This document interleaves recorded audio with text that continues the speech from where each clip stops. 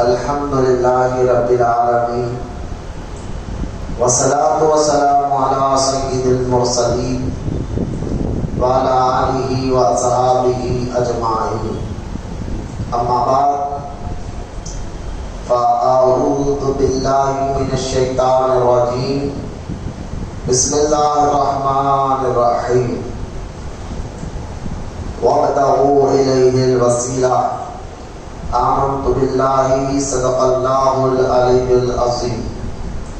وقال الله تعالى في شأن حبيبه الكريم: إن الله وملائكته يصلون على النبي يا أيها الذين آمنوا صلوا عليه وسلموا تسليما.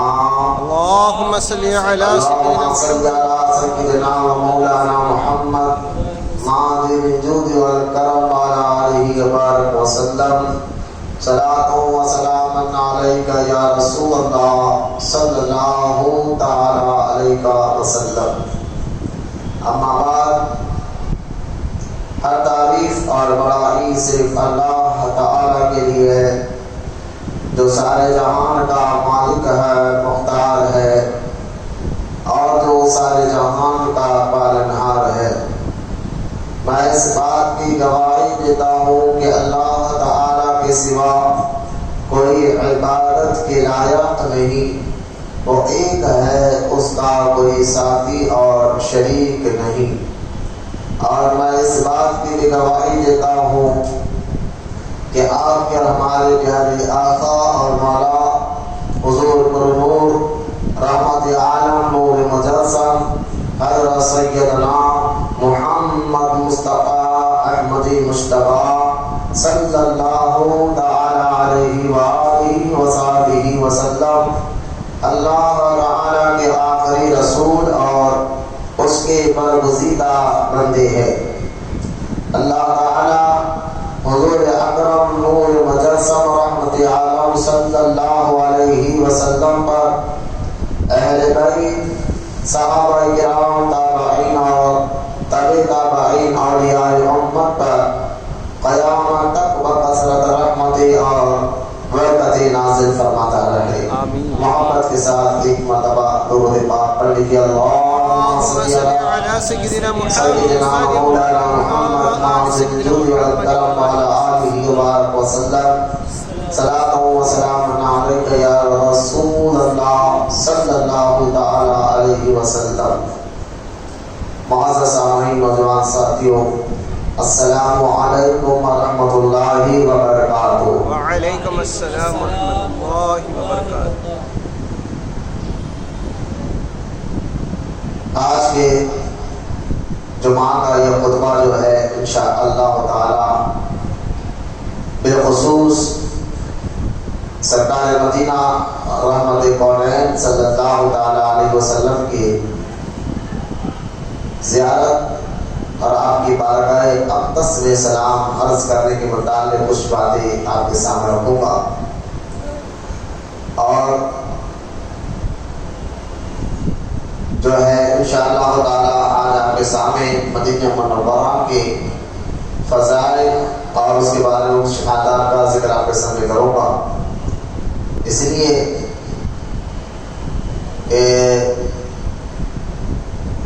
ہزاروں لاکھوں حجاج کرام حج کرنے کے بعد اس وقت مدینہ منورہ میں حاضر ہے، تو مدینہ پاک کے فضائل اور اس کی اہمیت کے متعلق کچھ باتیں عرض کروں گا.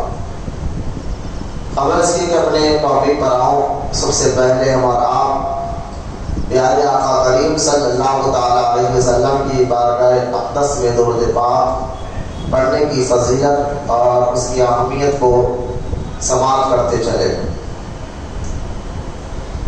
حدیث مبارکہ میں آتا ہے رحمت کونین صلی اللہ تعالی علیہ وسلم نے ارشاد فرمایا: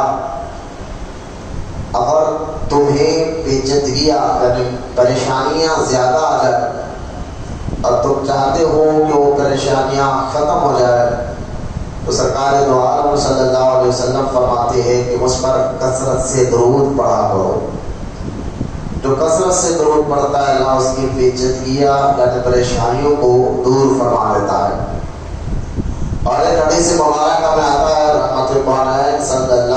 علیہ وسلم نے ارشاد فرمایا قیامت کے دن جب میں آب کوثر پر لوگوں کو کوثر کا جام پلاتا رہوں گا، جب لوگ میرے پاس آتے رہیں گے قیامت کے میدان میں، تو کچھ لوگ ایسے ہوں گے جن کو میں چہرہ دیکھتے ہی پہچانوں گا کہ وہ مجھ پر درود پڑھنے والے لوگ ہیں۔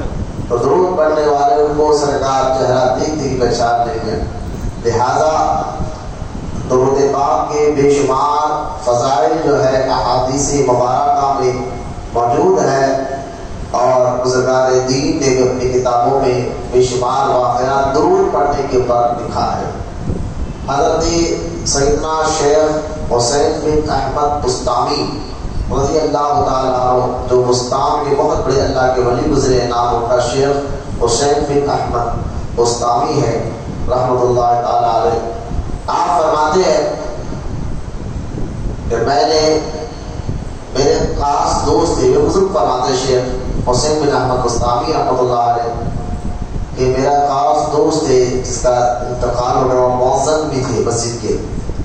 ان کے انتقال کے بعد میں نے خصوصی طور پر اللہ تعالیٰ کی بارگاہ میں دعا فرمائی کہ یا اللہ، جو میرے خاص دوست جس کا انتقال ہوا ہے وہ کس حال میں ہے مجھے پر ظاہر فرما۔ شیخ حسین بن احمد بستانی رحمۃ اللہ تعالیٰ علیہ فرماتے میں نے یہ اللہ کی بارگاہ میں دعا کر جب سویا تو اسی رات خواب میں مجھے وہ میرے خاص دوست شیخ مؤذن نظر آئے جو بالکل اچھی حالت میں تھے۔ میں نے ان سے پوچھا کہ آپ کے ساتھ اللہ تعالیٰ نے کیا معاملہ فرمایا ہے؟ تو اس مؤذن نے کہا کہ اے حسین بن احمد بستانی، اللہ تعالیٰ نے میرے گناہوں کو معاف فرما دیا، اور اس کی سب سے اہم اور اصل وجہ یہ ہے کہ میں دنیا میں زیادہ سے زیادہ حضور پر درود پڑھا کرتا تھا۔ لہذا درود پاک کی بے شمار فضائل جو ہے احادیث میں بھی ہے، بزرگان دین کی کتابوں میں بھی لکھا ہے کہ آپ دیکھیے جو درود پڑھتا ہے اللہ تعالیٰ اس کے گناہوں کو بھی معاف فرماتا ہے۔ درود پڑھنے والے کے اللہ تعالیٰ جو ہے خطاؤں کو بھی معاف فرماتا ہے۔ درود پڑھنے سے اللہ تعالیٰ ان کو نیکیاں بھی عطا فرماتا ہے۔ درود پڑھنے سے اللہ تعالیٰ اس کے درجات کو بھی بلند فرماتا ہے۔ درود پڑھنے سے دنیا کی بھی مشکلیں حل ہوتی ہے، قبر اور آخرت کی بھی پریشانیوں کو اللہ تعالیٰ دور فرماتا ہے۔ دعا کرتا ہوں اللہ تمام کو کہنے سننے سے زیادہ عمل کی توفیق عطا فرمائے۔ آئیے محبت اور عقیدت کے ساتھ سب مل کر ایک مرتبہ درود پاک پڑھ لیجیے۔ اللہم صلی علی سیدنا محمد۔ سیاد دیکھو کون پہ کھلے سوڑیے پہ آنکھا نہیں ہے تمہاروں کو، اٹھاؤ کون سے پیچھے جاؤ، درود پاک کی پڑھیے۔ مسجد کے آگے بیٹھے درود کے شریف پڑھیے۔ اللہم صلی علی سیدنا مولانا محمد معدن الجود والکرم وعلی آلہ وآلہ وسلم صلاۃ و سلام علیک یا رسول اللہ صلی اللہ تعالی علیہ وسلم۔ ابھی تک درود پاک کی اہمیت اور فضیلت آپ کے سامنے رکھ رہا تھا۔ اللہ تمام کو مسجدوں کا ادب کرنا، مسجد کے آنے کے آداب سکھائے، سمجھنے کی توفیق عطا فرمائے۔ مسجد میں اللہ کے گھر جیسا چاہے ویسی حالت میں نہیں آ سکتے، مسجد کے باہر تیار ہو کر اندر آنا چاہیے تاکہ اللہ ہمارے یہ سمجھنے کی توفیق عطا فرمائے۔ درود پاک کی فضیلت بتانے کے بعد مدینہ منورہ ایک میں نے آج ٹاپک رکھا کیونکہ بہت سے حجاج جو ہے حج کرنے کے بعد مدینہ پاک میں اس وقت حاضر ہے، مدینہ پاک کی حاضری سے لطف اندوز ہو رہے ہیں۔ دعا کریں اللہ تعالیٰ ہمیں بھی جو ہے مدینہ منورہ کی مبارک زیارت نصیب فرمائے۔ مدینہ منورہ کے متعلق کچھ عرض کرنے سے پہلے میں آپ کو بتاتا چلوں، یہ جو شہر ہے مدینہ منورہ اور جو ہے اس کے بے شمار فضائل اس شہر کے احادیث پاک میں موجود ہے۔ قبل اس کے کہ میں آپ کو مدینہ منورہ کے فضائل بتاؤں سے پہلے میں آپ کو بات بتانا چاہتا ہوں کہ مدینہ پاک کس طرح سے آباد ہوا ہے۔ مدینہ منورہ وہ مبارک شہر ہے جہاں سارے کائنات کی جان جان مصطفیٰ صلی اللہ علیہ وسلم وہاں آرام فرما ہے۔ مدینہ منورہ وہ مبارک شہر ہے جس شہر میں 10,000 سے صحابہ جنت البقیع میں آرام فرما ہے۔ مدینہ منورہ شہر میں احد کا پہاڑ موجود ہے، جس پہاڑ کے بارے میں حضور نے فرمایا تھا یہ پہاڑ جنت میں میرے ساتھ رہے گا۔ مدینہ منورہ وہ مبارک شہر ہے جس شہر میں حضور رحمت العالمین صلی اللہ تعالی علیہ وسلم کے روضے مبارک سے لے کر ممبر شریف کا جو بیچ کا زمین کا جو ٹکڑا حصہ ہے، حضور نے فرمایا تھا یہ جنت کے ٹکڑوں میں سے ایک ٹکڑا ہے۔ مدینہ منورہ کے بارے میں بے شمار احادیث موجود ہے۔ مدینہ منورہ کے کئی نام احادیث پاک میں آئے ہیں۔ ایک روایت میں جس میں جذب القلوب جو میرے ہاتھ میں کتاب رکھی ہوئی ہے، شاہ عبد الحق محدث دہلوی رحمۃ اللہ تعالی علیہ، آپ فرماتے ہیں مدینے کے 10 نام ہیں۔ مدینہ منورہ کو طیبہ بھی کہا جاتا ہے، توبہ بھی کہا جاتا ہے۔ اور آپ سوچ رہے ہوں کہ نام زیادہ رہنے سے کیا فائدہ ہے؟ دیکھیے نام جتنے زیادہ کسی کے ہوتے ہیں اسلامی حساب سے اس کا رتبہ اور درجہ بڑا ہوتا ہے۔ جیسا کہ آپ دیکھیں، اس کی ایک مثال دے کر میں آپ کو سمجھاتا ہوں کہ ایک آدمی ہے اور الحمدللہ اہل ایمان ہے، مسلمان ہے، اگر وہ قرآن کو حفظ کر لے تو اب اس کو حافظ قرآن کہا جائے گا۔ اگر وہ جو ہے عالم کورس کر لے تو اس کو عالم بھی کہا جائے گا۔ اگر وہی آدمی مفتی کا کورس بھی کر لے تو اس کو حافظ بھی کہا جائے گا، عالم بھی کہا جائے گا، مفتی بھی کہا جائے گا۔ ہے ایک آدمی لیکن اس کو حافظ بھی کہا جا رہا ہے، عالم بھی کہا جا رہا ہے، مفتی بھی کہا جا رہا ہے۔ اگر وہی آدمی حج کر لے تو اس کا اور ایک نام ہوگا حافظ، عالم، مفتی اور حاجی۔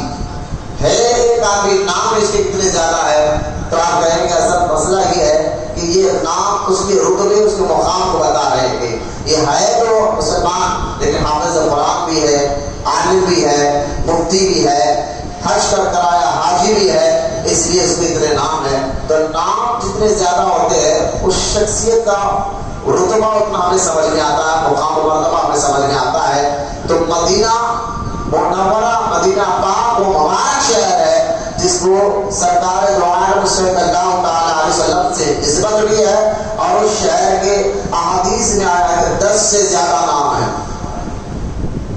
مدینہ منورہ وہ مبارک شہر ہے، اس سے کئی نام حدیث پاک میں آئے ہیں۔ مدینہ پاک وہ مبارک شہر ہے جس کے بارے میں حضور نے فرمایا اللہ نے مدینے کی ہواؤں میں بھی شفا رکھا ہے۔ مدینہ منورہ وہ مبارک شہر ہے جس کے بارے میں رحمت اللہ صلی اللہ تعالی علیہ وسلم نے فرمایا کہ اللہ تعالیٰ نے مدینہ پاک کی مٹی میں بھی شفا رکھا ہے۔ مدینہ منورہ وہ مبارک شہر ہے جس کے بارے میں رحمت اللہ صلی اللہ تعالی علیہ وسلم نے فرمایا کہ اگر کسی نے مدینے میں رہنے والوں کو تکلیف پہنچائی تو اللہ تعالیٰ قیامت کے دن اس کو دوزخ میں ایسے پگھلائے گا جیسا نمک پانی میں پگھلتا ہے۔ یعنی مدینے میں رہنے والوں کو اگر کسی نے بلا وجہ تکلیف بھی پہنچائی، ان کو اذیت پہنچائی تو اللہ اس کے رسول جلال میں آ جاتے ہیں۔ یہ مبارک شہر ہے مدینہ منورہ جو ہے، حرم شریف مکہ المکرمہ سے 400 کلومیٹر کی دوری پر ہے۔ اور یہ شہر جو ہے جس کے بارے میں نے ابھی کچھ چند باتیں بتائی، سارے حدیثوں سے ثابت ہے کہ شہر کے فضائل جو میں نے اپنے آپ کے سامنے بیان فرمایا۔ مدینہ منورہ جو حرم سے مکہ تو 400 کلومیٹر دور ہے، یوں تو یہ شہر جو مدینہ منورہ، اس شہر یہ آباد ہوا ہزاروں سال پہلے حضور ہی کے لیے۔ وہ اس طرح ہوا ہے کہ شہر کس طرح اللہ تعالیٰ نے آباد کیا، جہاں حضور آ کر آرام فرمانے والے تھے۔ تو اس شہر کو آباد کس طرح کرایا گیا؟ احادیث پاک میں آتا ہے کہ حضرت سیدنا سلیمان علیہ السلام، جو اللہ پاک نے سلیمان علیہ السلام کو سارے کائنات کی بادشاہت عطا فرمائی تھی، ہوائیں آپ کے حکم پر چلتے تھے، تو لہٰذا سلیمان علیہ السلام کو اللہ کا حکم ہوا تو سلیمان علیہ السلام اپنے تخت پر بیٹھ کر مکہ المکرمہ حج کرنے کے لیے آئے۔ اور جب مکہ حج کر جانے لگے پھر آپ کے سارے ساتھی تخت پر بیٹھ گئے اور آپ اپنے سارے ساتھیوں کو لے کر ہوا کو حکم دیا، ہوا چل لگی تخت اڑا کر، اچانک کچھ دور جانے کے بعد سلیمان علیہ السلام نے ہوا کو حکم دیا کہ میرے تخت کو نیچے اتار دو۔ آپ نیچے تشریف لائے اور اپنے سارے ساتھیوں سے کہا کہ تمام کے تمام لوگ میرے ساتھ یہ زمین کا یہ جو حصہ ہے اس جگہ کا ادب کرتے ہوئے یہاں سے پیدل چلو، یہ ٹکڑا ہم اگر پار کر لیں گے اس کے بعد پھر ہم ہوا میں اڑ کر اپنے مقام ملک شام پہنچ جائیں گے۔ سارے آپ کے ساتھیوں نے، سلیمان علیہ السلام کے صحابہ ان کے ساتھیوں نے حضور نبی کا حکم مانتے ہوئے دیکھا کہ سلیمان علیہ السلام وہ زمین کا جو ٹکڑا ہے اس کے اوپر سے ہوا میں اڑ کر نہیں جا رہے ہیں بلکہ نیچے اتر کر بالکل ادب کے ساتھ پیدل پیدل جا رہے ہیں۔ جو وہ زمین کا وہ حصہ 4 یا 5 کلومیٹر تک آپ پیدل پہنچے اور اس ٹکڑے کو پار کیا، پھر آپ نے اپنے ساتھیوں سے کہا چلو تخت پر بیٹھ جاؤ، ہم ہوا میں اڑ کر اپنے مقام پر پہنچ جاتے ہیں۔ اب ان کے ساتھیوں نے کہا حضور اے اللہ کے نبی یہ راز کیا ہے، وجہ کیا ہے کہ زمین کے جنگل جہاں کوئی آبادی نہیں، صرف جنگل ہی جنگل، جھاڑ ہی جھاڑ تھے، اس حصے کو آپ ادب کے ساتھ، محبت کے ساتھ، عزت کے ساتھ آپ پیدل کیوں گزار رہے ہیں؟ تو سلیمان علیہ السلام نے فرمایا زمین کا یہ حصہ جو میں نے پیدل ادب محبت عزت کے ساتھ گزارا ہے یہ وہ حصہ ہے جہاں پر آخری نبی آ کر آرام کریں گے اور اس کا نام آگے چل کر طیبہ ہوگا، اہل مدینہ منورہ ہوگا۔ دیکھیے وہ حصے کا ادب نبیوں نے بھی کیا جس جگہ پر میرے آقا اور آپ کے آقا صلی اللہ تعالی علیہ وسلم فرمایا ہے۔ لہذا مدینہ پاک کے بارے میں ایک اور روایت احادیث پاک میں موجود ہے کہ حضور رحمت کونین صلی اللہ تعالی علیہ وسلم کے پیدا ہونے سے 1000 سال پہلے کی بات ہے، جب عیسیٰ علیہ السلام کو اللہ تعالیٰ نے زندہ آسمانوں کو اٹھا لیا اور کچھ مسلمان زمین پر باقی رہے تو یمن کا ایک بادشاہ جس کا نام تبا یا تبا کہا جاتا ہے، وہ یمن کا بادشاہ تھا، وہ بڑا اس کے لہو لشکر فوج اس کی زیادہ تھی، تبا اس کا نام تھا۔ وہ یمن سے نکلا کہ جس ملک میں جاتا لوگ اس کی فوج کو دیکھ کر اور اس کے لوگ اس کے ہتھیار کو دیکھ کر دوسرے ملک والے اس کے سامنے سر جھکا دیتے۔ یہ ملکوں کو فتح کرتا ہوا تبا بادشاہ جو یمن سے نکلا تھا حرم شریف پہنچا مکہ۔ جب یہ مکہ پہنچا تو جس ملک میں یہ جاتا تھا اس کے فوج اور اس کے لشکر کو دیکھ کر لوگ ہتھیار ڈال دیتے، اتنا رعب دبدبا تھا۔ آپ کبھی دیکھتے ہمارے پاس بھی الحمدللہ انڈین آرمی کبھی گشت کرتی ہے روڈ پر یا پولیس کا لوگ گشت کرتے ہیں، کیوں؟ کیونکہ اس میں جو ہے نا ظالموں کو اور جو فساد بس کرنے کی کوشش کرتے ہیں ان کی نیتیں خراب ہوتی ہے، ان کو ڈرانا مقصد ہوتا ہے کہ دیکھو تو اپنا جو ہے اپنی طاقت کا اظہار کرنا اس کو کہتے ہیں۔ تبا جو بادشاہ تھا یہ عیسائی تھا اور کرسچن کا تھا، اس کے بہت زیادہ فوج تھی، یہ فوج کو لے کر جو ہے سارے ملکوں کو فتح کرتا ہوا جب مکہ پہنچا تو مکے کے لوگوں نے اس کی کوئی عزت نہیں کی، نہ اس سے ڈرے، نہ اس کے پاس آئے، نہ اس کو کچھ بھاؤ دیا، نہ ادب کرے۔ تو یہ بڑا پریشان ہو گیا کہ یہ آخر راز کیا ہے، کہ یہ کیا وجہ ہے کہ مکے کے لوگ جو ہے نہیں آ رہے ہیں۔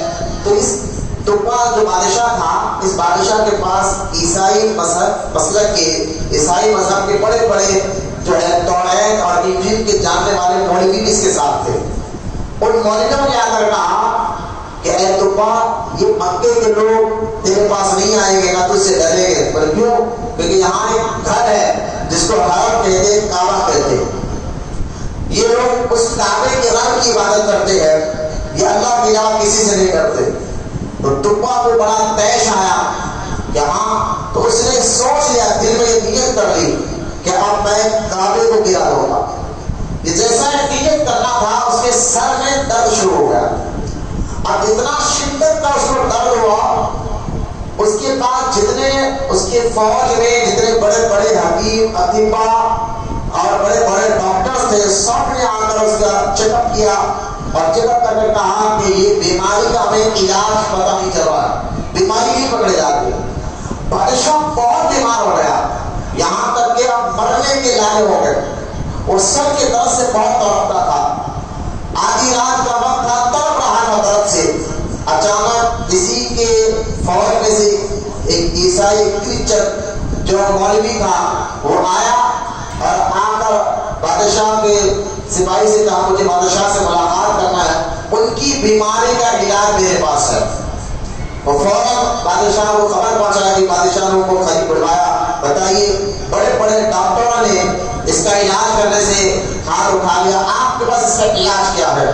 تو وہ جو کرسچن تھا، وہ جو عیسائی تھے، جو توریت کے جاننے والے تھے، وہ مولوی صاحب نے بادشاہ سے کہا بادشاہ تم ایک بات میں تم سے پوچھتا ہوں، سچ سچ بتاؤ۔ تو کہا بتائیے کیا بات ہے؟ تو انہوں نے بتایا کیا تم نے یہ نیت کی تھی کہ میں کعبے کو ختم کر دوں گا، گرا دوں گا، شہید کر دوں گا؟ تو بادشاہ کہتا ہے ہاں میں نے یہ نیت کی تھی کہ کعبے کو میں گرا دوں گا۔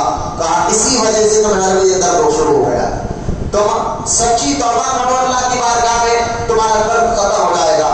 تو عیسائی بادشاہ نے سچی توبہ کی، اسی وقت اللہ پاک نے ان کو شفا عطا فرمایا، وہ درد ختم ہو گیا۔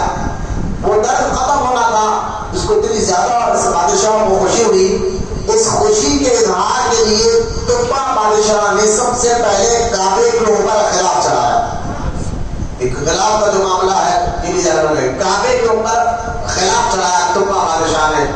اب بادشاہ وہاں کے لوگوں کو قید خراب کیا، بہت دل کھول کر وہاں پر سونا چاندی بانٹ کر وہاں سے مکہ سے حرم سے نکلا اور وہ پھر جانے لگا اپنے سفر کو۔ جب یہ قافلہ 400 کلومیٹر دور کے بعد مدینہ منورہ پہنچا تو وہاں کچھ دن رہنے کے بعد جب بادشاہ نے حکم دیا کہ چلو یہاں سے، تو وہاں جب جانے لگا تو کچھ 500 کے قریب جو ہے اسی کے فوج میں رہنے والے عیسائی مولویوں نے کہا کہ بادشاہ اب ہم اس شہر سے آگے نہیں جائیں۔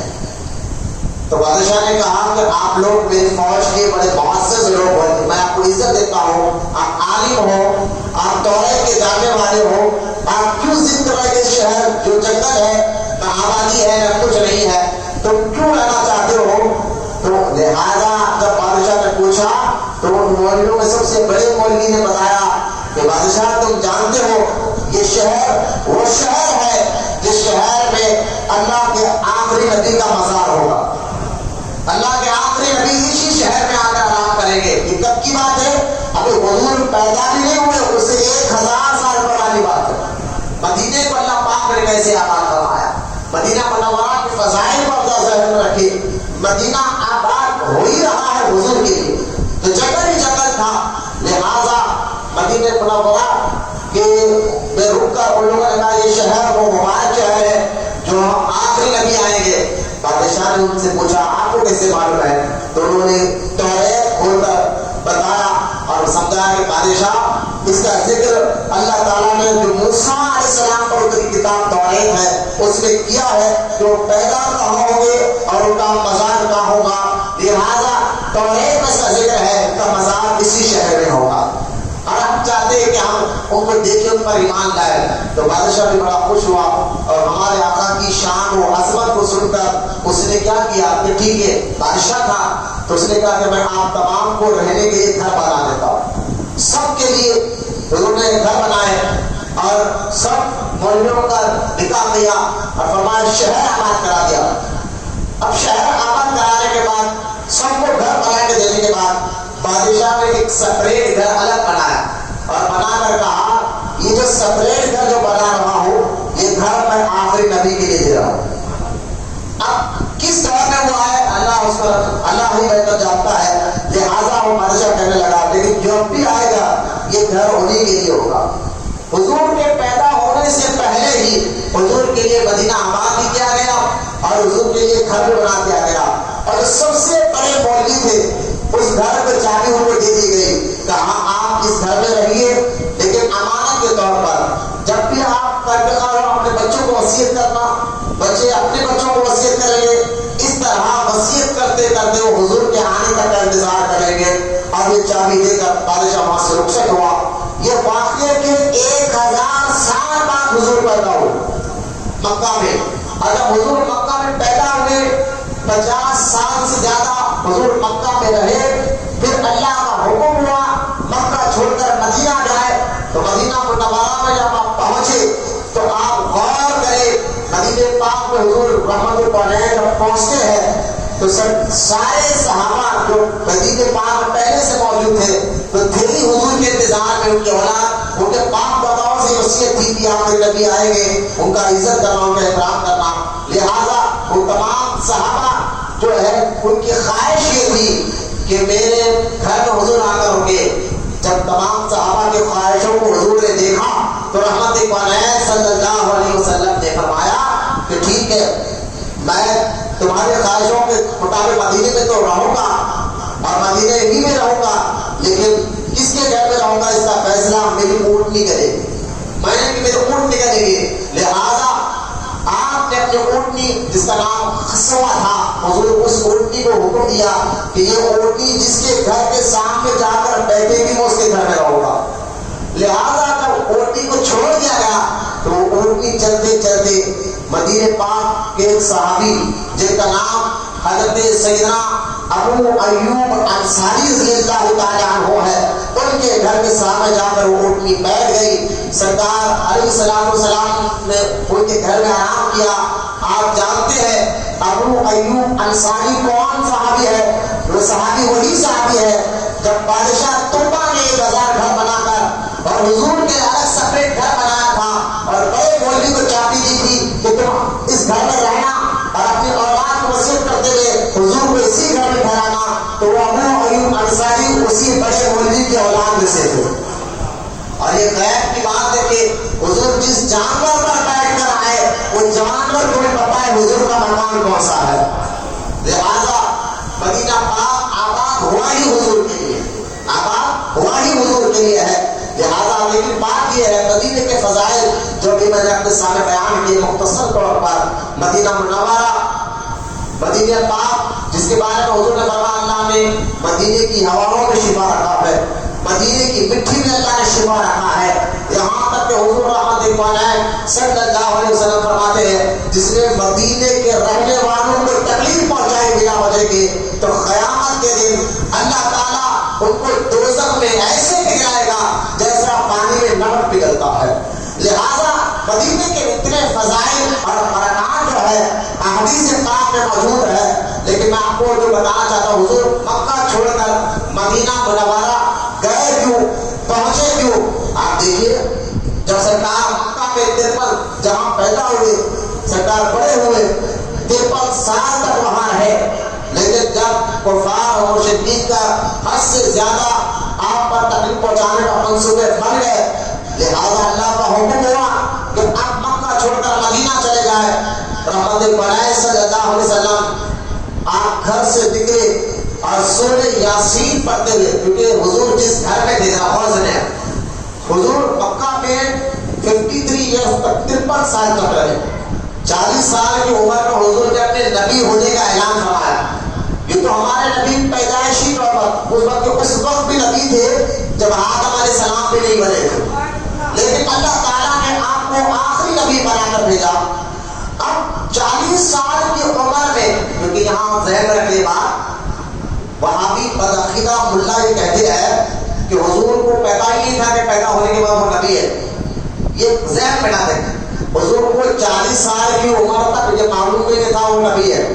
میں کہتا ہوں کتنی بیوقوفی کی یہ بات وہابی بدعقیدہ ہمارے ایمان کو خراب کرنے کے لیے کہتے ہیں۔ جب حضور رحمت کونین صلی اللہ علیہ وسلم جب جنگل میں جاتے تو پہاڑ آپ کو دے کر سلام کرتے، جھاڑ آپ کو دے کر سلام کرتے۔ جہاں امام ترمذی نے صحیح ترمذی میں حدیث پاک کو موجود کروایا ہے کہ جھاڑ حضور کو سلام کرتے۔ اور یہ کب کی بات ہے؟ حضور کی عمر 30 یا 35 سال کی تھی۔ حضور اعلان نبوت کب کرے؟ 40 سال کی عمر میں، لیکن جھاڑ سلام کرتے تھے کیا کہہ کر؟ الصلاۃ والسلام علیک یا رسول اللہ۔ پہاڑ سلام کرتے تھے حضور کو دے کر کیا کہہ کر؟ الصلاۃ والسلام علیک یا رسول اللہ۔ تو مجھے آپ بتائیے کہ پہاڑ کو معلوم ہے کہ نبی ہے، جھاڑوں کو معلوم تھا یہ نبی ہے، اور نبی کو خود بتانا ہے کیسی بات ہو سکتی ہے؟ نبی کو خود بتانا ہے میں نبی ہوں۔ تو لہٰذا آپ یہ بات یاد رکھیں کہ نہیں تھے۔ ہاں یہ اللہ کا حکم تھا کہ حضور 40 سال تک خاموش رہے مکہ میں۔ کیوں؟ مکے کے اگر آپ ماحول کا آپ دیکھیں گے کہ مکہ کا اتنا پرفتن ماحول تھا حضور کے دور میں کہ لوگ جو ہے چھوٹی چھوٹی بات پر خاندان لڑ لیتا، قبیلہ لڑ لیتا، یہاں تک کہ علماء نے لکھا کہ اگر روڈ پر ایک آدمی لمبے پیر کر بیٹھتا، مکے کے لوگوں کی جہالت کو دیکھے حضور کے دور مبارک میں کہ لوگ روڈ پر لمبے پیر کر بیٹھتا راستے میں، اگر لوگ اس کو کہتے ہیں پیر قریب کرو، یہ بتائیں یہ بات کوئی غلط ہے؟ خالی ایک لفظ کہتے تھے کہ پیر کو قریب کرو، اتنا کہنے پر خاندانوں میں لڑائی شروع ہو جاتی۔ اور ایسا نہیں کہ بس یہ دو خاندان لڑائی ہوئی تو پھر ان کے بیٹے نسل پر نسل یہ لڑائی چلتی، یعنی جہالت ایسی تھی۔ اور وہ اپنے ماں بیٹیوں کو زندہ تو کرنا دیتے، ماں کی عزت نہیں، عورتوں کی عزت نہیں، ایسے پرفتن دور میں ایسے ماحول میں حضور پیدا ہوئے اور بڑے ہوئے۔ لیکن سارے لوگ پوچھے 40 سال تک حضور خاموش کیوں رہے؟ اس لیے رہے کہ 40 سال تک حضور پہلے لوگوں کو اپنی انسانیت بتانا چاہ رہے تھے، لوگوں کو اپنے اخلاق بتانا چاہ رہے تھے۔ 40 سال کی عمر ایسے دور میں جہاں مکہ میں لوگ نہ باپ کی عزت کرتے، نہ ماں کی عزت کرتے، نہ پڑوسیوں کی عزت کرتے، نہ خاندانوں کی عزت کرتے، ایسے پرفتن دور میں حضور کی عزت مکے کے لوگ کرتے۔ اور یہ مشہور تھا کہ سب سے زیادہ صادق، سچا، امین اگر مکے میں کوئی ہے تو محمد رسول اللہ کی ذات مبارکہ۔ حضور اعلان اپنے نبی ہونے کے اعلان سے پہلے لوگوں کی نظروں میں صادق، امین اور سچے کے لقب سے مشہور تھے۔ سب سے زیادہ اگر کوئی مکہ میں سچے ہے تو لوگ کہتے ہیں وہ محمد بن عبداللہ ہے صدق۔ اگر کوئی پوچھتے سب سے زیادہ مکے میں امین، سچا، ایماندار کون ہے تو سارے لوگ علماء، صحابہ قسم کے لوگ تھے، لیکن وہ بھی کہتے تھے اگر اس دور میں سب سے زیادہ مکہ میں شریف سچا اگر کوئی ہے تو محمد بن عبداللہ صلی اللہ علیہ وسلم ہمارے اور آپ کے آقا علیہ السلام ہے۔ تو 40 سال تک حضور نے اپنے نبی ہونے کا اعلان اس لیے نہیں کیا کہ 40 سال تک حضور نے اپنے اخلاق کو لوگوں سے منوایا۔ اور جب اللہ کا حکم ہوا حضور نے اعلان نبوت فرمایا، پھر 13 سال تک جو حضور کو تکلیفیں مکے میں پہنچائی گئی، پھر یہاں تک کہ حضور پھر بھی وہ تکلیفوں کو صبر کرتے ہوئے اللہ کی رضا کے لیے دین کا کام کرتے رہے، یہاں تک کہ حضور کو آفر دیا گیا کہ اگر تم یہ کام چھوڑ دو گے تو تمہیں مکے کی سرداری دی جائے گی اور تمہیں جو ہے مکے کے سب سے خوبصورت جو ہے عورت سے آپ کا نکاح کر دیا جائے گا، تمہیں مال دیا جائے گا، دولت دی جائے گی، سرداری دی جائے گی۔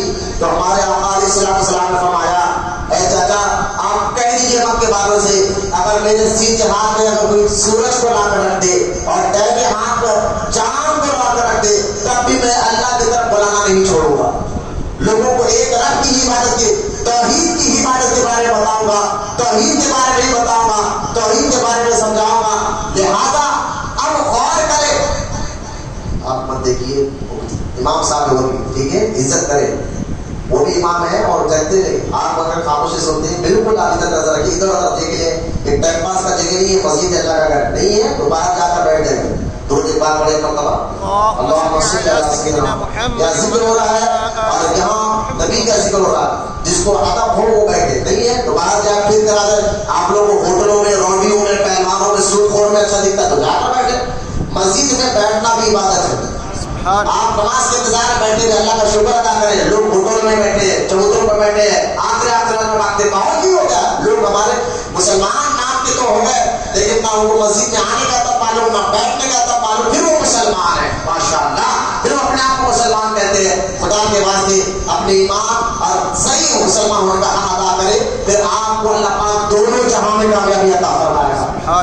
آپ سمجھے آپ کس مذہب کے ماننے والے ہیں؟ جس کا اللہ والی ہے، رسول پاک اور اس کے مختار ہے، مختار کائنات ہے۔ انشاءاللہ بندہ ایسا ایمان والا اللہ کو ایک مانتا ہے تو کسی ماحول کو دیکھ کے ڈرتا نہیں، خوف نہیں کھاتا، اور ہم مساجد کا ہم عزت نہیں کریں گے، ادب نہیں کریں گے، بالکل تعظیم نہیں کریں گے تو نہ ہماری عبادت میں مزہ آئے گا، نہ ہمارے چہروں پر نور آئے گا۔ اللہ ہمیں سمجھنے کی توفیق عطا فرمائے۔ حضور کا ذکر ہوتا تھا نا تو پہلے سے مسلمانوں کی عادت تھی وہ سب چھوڑ کر ادب کے ساتھ بیٹھ جاتے۔ یہ حضور کے ذکر کے ادب کیا ذکر سننے کے آداب ہے کہ یہاں ادھر دیکھنا نہیں، بالکل ادب کے ساتھ سننا کرنا آنکھ بند کر کر، یہ حضور کے ذکر کے آداب ہے۔ لہذا میں آپ کو بتانا ہی چاہ رہا تھا کہ حضور مکہ کیوں چھوڑے؟ 13 سال تک، یعنی 40 سال کی عمر میں نبی ہونے کا اعلان فرمایا، 13 سال حضور صبر کرتے رہے۔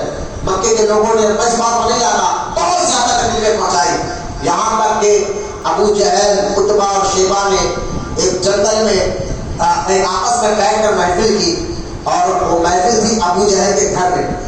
اس گھر کا نام دارالندوا تھا۔ اس دور میں مکے میں جو ابو جہل کا گھر تھا، جہاں مشرکین بیٹھ کر میٹنگ کرتے تھے کہ اسلام کو کیسے روکا جائے، اس گھر کا نام دارالندوا تھا، ندوا زینب کے نام۔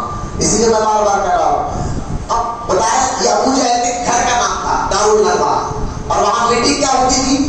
وہاں بیٹھ کر مشرکین بیٹھ کر اس بات کا فیصلہ کرتے تھے کہ اسلام کو کیسا روکا جائے۔ اب وہاں میٹنگ جمع، ابو جہل نے کہا کہ اتنی تکلیفیں پہنچانے کے بعد بھی اسلام پھیل رہا ہے، تو انہوں نے کیا ہے میٹنگ کو بلوایا، اور اس میٹنگ میں شیطان جو ہے انسان بن کر اس میٹنگ میں گیا، شیطان بوڑھا انسان بن کر۔ ذرا دیکھیں حدیث پاک میں آیا ہے، حدیث حضور نے فرمایا شیطان چاہے تو جھاڑ بن سکتا ہے، شیطان چاہے تو پہاڑ بن سکتا ہے، پیڑ بن سکتا ہے، انسان بھی بن سکتا ہے، لیکن مجھے آپ بتائیے شیطان مردود ہے، اللہ تعالیٰ نے اس پر لعنت فرمائی ہے، لیکن شیطان انسان بھی بن سکتا ہے، پہاڑ بھی بن سکتا ہے، جھاڑ بھی بن سکتا ہے، یہاں تک کہ شیطان کے بارے میں حدیث پاک میں آتا ہے پلک جھپکنے سے پہلے دنیا کے یہ کونے سے ہو کر جا کر کے آ سکتا ہے، دنیا کے یہ کونے سے لے کر وہ کونے جا کر کے آ سکتا ہے۔ مجھے بات بتائیے شیطان مردود ہے، لعنت ہے، لعنت اللہ تعالیٰ نے اس پر برسائی ہے، لیکن اس کو اتنی طاقت دی کس نے؟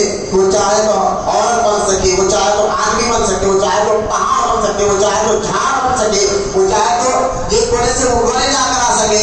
اتنی طاقت ابلیس کے پاس آئی کیسے؟ تو آپ تمام جانے ابلیس کو بھی طاقت دینے والا اللہ ہے، ابلیس کو طاقت دینے والا بھی چھوڑ دیا اللہ پاک، تو بھڑکا لے تو طاقت دینے والا بھی اللہ ہے۔ تو مجھے بات یہ سمجھانا یہ چاہ رہا ہوں آپ کو، جب اللہ مردودوں کو اتنی طاقت دیتا ہے، مردود کو اتنی طاقت دیتا ہے، تو اللہ اپنے محبوبوں کو کتنی طاقت دیتا ہوگا۔ یہ ظاہر برکت کی بات ہے کہ اللہ اور زیادہ کو کتنی طاقت عطا فرمائی ہوگی، غریب نواز کو کتنی طاقت عطا فرمائی ہوگی، یہ اللہ کے محبوب بندوں کو اللہ نے کتنی طاقت عطا فرمائی ہوگی۔ خیر ابلیس جو ہے بوڑھا انسان بن کر وہاں پہنچ گیا، اور پہنچ کر جو ہے اس میٹنگ میں بیٹھ گیا، اور میٹنگ میں مشورہ کرنے لگا کہ اب اچھا وہ میٹنگ کیوں بلائی گئی تھی؟ تو حضور کو کیسے روکا جائے مکہ میں۔ اور اس میٹنگ میں بات ہوئی، کسی نے کہا ایک کام کریں گے، ہم محمد رسول اللہ کو گھر میں بند کر دیں گے، اور نہ ہوا جانے دیں گے نہ پانی جانے دیں گے، اور معاذ اللہ اسی میں وہ شہید ہو جائے گا۔ تو ابلیس جو شیطان بن انسان بن کر آیا تھا بوڑھا، وہ کھڑا ہوا، کہا مکے والوں یہ مت کرنا، اگر تم حضور کو ایک کمرے میں بند کر کر رکھ دو گے، یہ نبی کو ایک کمرے میں بند کر کر رکھ دو گے، پھر بھی ان کے چاہنے والے کو پہچان لیں گے۔ بولے وہ کیسا؟ تو کہا جو ان کے جسم کے پسینے سے خوشبو نکلتی ہے، بولے وہاں سے سبحان اللہ، ان کے جسم مبارک کے پسینے سے جو خوشبو نکلتی ہے، اس خوشبو سے کہ غلام پہچان لیں گے کہ آقا کدھر ہے۔ اسی لیے اعلیٰ حضرت امام احمد رضا خان رحمۃ اللہ تعالیٰ علیہ ارشاد فرماتے ہیں کہ ان کی مہک نے دل کے غنچے کھلا دیے ہیں، جس راہ چل دیے ہیں کوچے بسا دیے ہیں۔ اس میٹنگ یہاں ایک میٹنگ کر رہے تھے، ادھر اللہ کا حکم ہوا محبوب اب اسی وقت مکہ چھوڑو۔ اب مکہ چھوڑنے کا حکم ہوا، ادھر میٹنگ ختم ہوئی، کافروں مشرکوں کی، اور حضور کے گھر کو گھیر لیا گیا۔ 70 مشرکوں نے حضور کے گھر کو گھیر لیا، جیسے ہی حضور نکلیں گے ایک دم سب مل کر مار کر ان کو شہید کر لیں گے۔ ادھر گھیر لیا گیا، ادھر اللہ کا حکم ہوا، حضور اپنے گھر میں مولا علی کو بلوائے، فرمایا اے علی تم اس بستر پہ آرام کرو، کل صبح جب ہوگی تو لوگوں کی کچھ امانتیں میرے پاس رکھے ہوئے ہیں، وہ امانتیں تم لوگوں تک پہنچا کر تم بھی مدینے آ جانا۔ حضرت علی کو اپنے بستر پر سلایا، اور حضور اپنے گھر کے باہر نکلے تو دیکھا کہ سارے مشرکین تلوار ہتھیار لیے ہوئے حضور کو گھر کو گھیرے ہوئے ہیں، لیکن میرے آقا سورہ یاسین پڑھتے ہوئے مٹھی میں مٹھی پر دم کیا، ہاتھ میں مٹھی لیا اور سورہ یاسین پر کو دم کیا اور مشرکین کی طرف پھینکا، تو حضور ان کے سامنے سے گئے، لیکن ان مشرکوں نے حضور کو دیکھا نہیں. بولا نا محمد سبحان اللہ. ان کے سامنے سے کہ لیکن حضور کو نظر یہاں سے مسئلہ یہ ہوا جو حضور کا دشمن ہوتا ہے گستاخ ہوتا ہے وہ وہاں بھی ہم کہتے ہیں حضور اللہ کے حکم سے چاہے تو جہاں چاہے آ بھی سکتے اور جا بھی سکتے. اللہ کے حکم سے جہاں چاہے آ بھی سکتے آج بھی جا بھی سکتے. تو وہاں بھی کہتے ہیں ایسے کیسے ہو سکتا ہے ہمیں نظر نہیں آتے. ہم نے کہا جس کے دل میں گستاخ رسول ہو جو بد مذہب ہو اور جو حضور کے دشمن ہو ان کو نظر نہیں آتے وہ عاشقوں کو نظر آتے ہیں. ایسے کئی واقعات آپ کو ملیں گے جو جیسا کہ غوث پاک بیٹھے ہوئے ہیں بغداد میں حضور آئے اور غوث اعظم اپنا لوہا میں دہن پلا کر گئے. ایسے کئی واقعات ہیں. یہ ہر ایک مسئلہ معلوم ہوا حاضر ناظر کا. حضور ہر ایک کو نظر نہیں آتے غلاموں عاشقوں کو نظر آتے ہیں. اب حضور جب مکہ چھوڑ کر جانے لگے تو حضور نے دعا کی اللہ کی بارگاہ میں. اور یاد رکھیے ہمارے نبی جب دعا کرتے تھے نا سیدہ عائشہ صدیقہ رضی اللہ تعالیٰ عنہا فرماتی ہے کہ حضور جب دعا کرتے تھے تو دعا کے الفاظ بعد میں آتے تھے زبان پر. حضور کے دل میں جو خیال آتا اس خیال کو اللہ پورا کر دیتا تھا. بھائی پہلے دعا کرنے سے پہلے آپ کے دل میں خیال آتا ہے. خیال آنے کے بعد آپ دعا کرتے ہیں. یار یہ دل میں خیال آ چلو اس کی دعا اللہ کی بارگاہ میں مانگو. حضور کا یہ مرتبہ ہے کہ حضور کے دل میں جو خیال آتا دعا تو دور کی بات ہے حضور کے دل میں جو خیال آتا اللہ اس خیال کو بھی پورا کرنے میں جلدی کر دیتا. اس کی مثال میں آپ کو دیتا ہوں. حضور ظہر کی نماز پڑھ ہے اس وقت جو ہے مسلمانوں کا کعبہ مسجد اقصی تھا فلسطین اور حضور مسجد اقصی کی طرف رخ کر نماز پڑھ ہے. اب نماز پڑھے حضور کے دل میں خیال آیا کہ میں کعبے کو اپنا قبلہ بنا لوں. ابھی دل میں خیال آیا. ظہر کی نماز کی علماء فرماتے ہیں ظہر کی نماز کی 2 رکعت ہو چکی تھی. تیسری رکعت میں حضور کھڑے ہوئے ہیں اور حضور کے دل میں خیال آیا کہ میں کعبے کو اپنا قبلہ بنا لوں جو آج مدینہ منورہ میں مسجد قبلتین سے مشہور ہے. اسی مسجد میں نماز ظہر حضور پڑھا رہے ہیں. 2 رکعت ہو چکی ہے. تیسری رکعت میں کھڑے ہوئے ہیں حضور اور دل میں خیال آنا تھا. یہ خیال آنا تھا حضور اپنے چہرے کو بار بار آسمان کی طرف کرتے ہیں. تو جب یہ آسمان کی طرف کرتے ہیں تو سورہ بقرہ میں اللہ پاک نے آیت مبارکہ نازل فرمائی اور فرمایا اے محبوب تمہارے دیکھنے کو ہم دیکھ رہے ہیں. تمہارے دیکھنے کو ہم دیکھ رہے ہیں. ابھی اسی وقت حکم دیتے ہیں کہ تم اسی نماز کی حالت میں اپنے قبلے کو بدل کر کعبے کو اپنا قبلہ بنا لو. دل میں خیال ہے تو اللہ یہ نہیں کہہ سکتا تھا ٹھیک ہے پیارے عصر کی نماز تم کعبے کی طرف رخ کر کے نماز پڑھو. نہیں دل میں خیال آتے ہی حضور کی دعا کو اللہ فوراً قبول فرما لیتا. تو اس سے اندازہ کرے جس دعاؤں میں حضور ہاتھ اٹھائے ہو وہ دعا اللہ کی بارگاہ میں کیسا قبول ہوئے گی. حضور مکے سے نکلے اور حضور نے اپنے مبارک ہاتھ دعاؤں کے لیے اٹھائے اور اٹھا کر فرمایا کہ یا اللہ میں اپنا شہر مکہ کو چھوڑ رہا ہوں لیکن اس شہر میں مجھے داخل فرما. اور سن حدیث پاک جذب القلوب میں شاہ عبد الحق محدث ذہبی رحمۃ اللہ تعالی علیہ اس حدیث پاک کو نقل فرما. حضور مکہ سے جب باہر آئے حضور دعا کے لیے ہاتھ اٹھائے اور دعا کے لیے ہاتھ اٹھا کر فرمایا یا اللہ میں تیرے حکم پر مکہ تو چھوڑ رہا ہوں لیکن اب مجھے اس شہر میں داخل کرنا وہ شہر تیرے نزدیک سب سے زیادہ عزت والا ہو تیرے نزدیک سب سے زیادہ محبت والا ہو. اب اندازہ کرے حضور نے دعا کروائی اللہ کا حکم اور پیارے مدینہ چلے جاؤ. بولے گا محبت سے سبحان اللہ. معلوم کیا ہوا مدینہ پاک وہ مبارک شہر ہے جس کو یہاں اللہ تعالیٰ کے ہاں یہ بڑا محبوب شہر ہے. اب حضور جب مدینہ پاک آپ جانتے جب مدینہ پاک میں گئے مدینہ پاک کا پرانا نام یثرب تھا. حضور کے دور میں مدینے کا پرانا نام کیا تھا سمجھ کر کیا تھا لیکن اب نہیں بولا جائے گا. اب بولا نہیں جائے گا. اگر مدینے کا پرانا نام بولے گا یثرب تو اس کو کفارہ ادا کرنا پڑے گا. ایک تو توبہ کرنی پڑے گی اور توبہ کا کفارہ کیا ہوگا. اگر کسی نے مدینے کو یثرب کہہ کر پکارا تو یثرب کا معنی کیا ہے جانتے میں بتاؤں گا لیکن اس کا کفارہ علماء فرماتے ہیں کسی نے اگر معاذ اللہ جان بوجھ کر مدینے کو یثرب کہہ کر پکارا تو اس کو 10 مرتبہ کہنا پڑے گا مدینہ مدینہ مدینہ مدینہ مدینہ. بولے وہاں پر سبحان اللہ. تو لہٰذا کیوں منع کیا گیا کیونکہ مکے سے جو 4 کلومیٹر پر یہ شہر یثرب تھا. یثرب کا معنی ہے بیماریوں والی جگہ. مکے والے یہ ذہن بنا چکے تھے کہ جو بھی یثرب یعنی مدینہ پاک جو جاتا ہے، جو بھی وہاں جاتا ہے اس شہر میں بیمار پڑ جاتا تھا. تو بیمار پڑ اچھا ان جب بیمار پڑ جاتا تھا وہ عجیب عجیب طریقے سے انہوں نے نکالے تھے.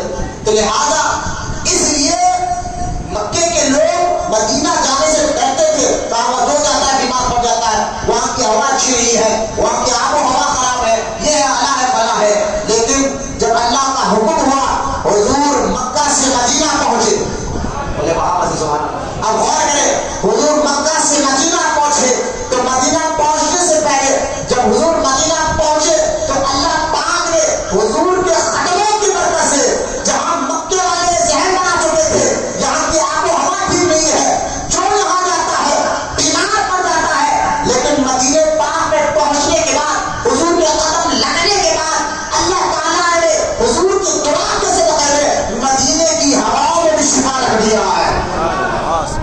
اب حضور فرماتے ہیں اب کوئی میرے شہر کو یثرب نہ کہے، کوئی میرے شہر کو یثرب نہ کہے، مدینہ کہے یا طیبہ کہے. اور یہاں تک حضور فرماتے ہیں اگر تمہارے جسم میں کوئی درد ہو، بیماری ہو، تکلیف ہو، اگر وہ تکلیف نہیں آ رہی ہے حضور فرماتے ہیں میرے شہر کی مٹھی لے کر لگا دو.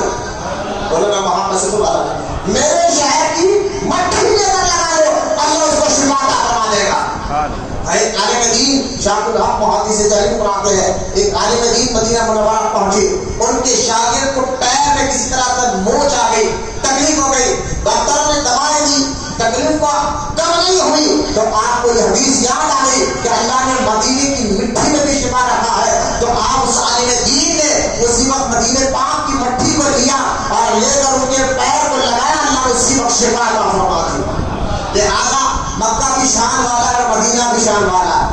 ذہن رکھے مکہ بھی شان والا ہے، مدینہ بھی شان والا ہے. مکہ مکہ المکرمہ ہے تو مدینہ مدینہ المنورہ ہے. مکے میں اللہ کا گھر ہے تو مدینے میں رسول اللہ کا گھر ہے. اب مکے میں آب زمزم ہے تو مدینے میں صاحب کوثر ہے. اور مکے میں جلال خدا ہے تو مدینے میں جمال مصطفیٰ ہے. لہٰذا آپ دیکھیں مکہ، آپ کہتے ہیں مولانا مدینے کی اتنی آپ تعریف کریں، ہم نے حضور نے خود کی. حدیثیں ہیں، ایک سینکڑوں حدیثیں. یہ جذبہ قلوب جو کتاب شاہ الحق محدث دہلوی نے لکھی ہے، اس میں سارے مدینے کے فضائل ہیں. مدینے شہر کی طرف فضائل ہے تو مدینے شہر کی طرف فضائل ہے تو مدینے والے آقا کا مقام اور کیا ہوگا کہ حضور کے صدقے میں شہر میں مقام اور مرتبہ ملا. آپ جانتے ہیں حدیث پاک میں آتا ہے جب ابراہیم علیہ السلام نے اپنی بیوی حاجرہ کو اور اپنے بیٹے اسماعیل علیہ السلام کو حرم میں چھوڑ کر واپس جانے لگے، مکہ میں چھوڑ کر دور دور تک کوئی آبادی کا نام و نشان نہیں تھا. تو ابراہیم علیہ السلام نے دعا کی تھی یا اللہ یہاں آبادی کر دے اور یہاں کے موسم میں نرمی کر دے اور یہاں پر رزق کی وسعت کر دے اور یہاں رزق کی وسعت کر دے. ابراہیم علیہ السلام کی دعا قبول ہوئی. آپ دیکھیں مکے میں جو ہے نا ابراہیم علیہ السلام کی دعا کے صدقے میں اللہ تعالیٰ نے آج تک بھی اتنا رزق وہاں پر ہے، وہاں پر اتنے پھل اگتے ہیں اور ہر دور میں جو پھل سال میں ایک بار دوسرے ملکوں میں آتے ہیں، لیکن مکہ میں سال میں 2 مرتبہ وہاں کے کھیتوں میں پھل اگتے ہیں. وہاں کے پھلوں کی کیا بات ہے، حرم کے ہواؤں کی کیا بات ہو. حرم میں مکہ ہے اور حرم میں کعبہ ہے اور کعبہ کے بعد صفا مروا ہے، مینا کا میدان ہے، عرفات کا میدان ہے، مزدلفہ کا میدان ہے، صفا مروا ہے. لیکن مکے کے اس تمام یہاں کے خوبیوں کے لیے ابراہیم علیہ السلام نے دعا کی تھی کہ یہاں برکتیں عطا فرما، اور اللہ نے ابراہیم علیہ السلام کی دعاؤں کو قبول فرمائی اور آج تک وہ برکتیں قیامت تک رہیں گی. لیکن حضور جب مدینہ جانے لگے، بولے نا وہاں سے سبحان اللہ، حضور جب مدینہ پہنچے تو اپنے مبارک ہاتھوں کو حضور نے دعا کے لیے ہاتھ اٹھایا اور اٹھا کر خاص طور حضور نے مدینے پاک کے شہر میں دعا فرمانے میں کہا تھا کہ یا اللہ میرے جد نے میرے دادا نے ابراہیم علیہ السلام نے حرم کے لیے دعا فرمائی تھی، لیکن میں مدینے کے لیے دعا کرتا ہوں یا اللہ میرے شہر مدینے میں مکے سے زیادہ وہاں تجھے برکتیں مدینے میں عطا فرما. بولے محبت سے سبحان اللہ. حضور نے دعا فرمائی اور مکہ میں اگر کوئی ایک نیکی کرے تو اللہ تعالیٰ اس کو 1 لاکھ نیکی کا ثواب عطا فرماتا ہے. مکہ میں حرم میں اگر کوئی ایک نیکی کرے اس کو 1 لاکھ نیکی ملے.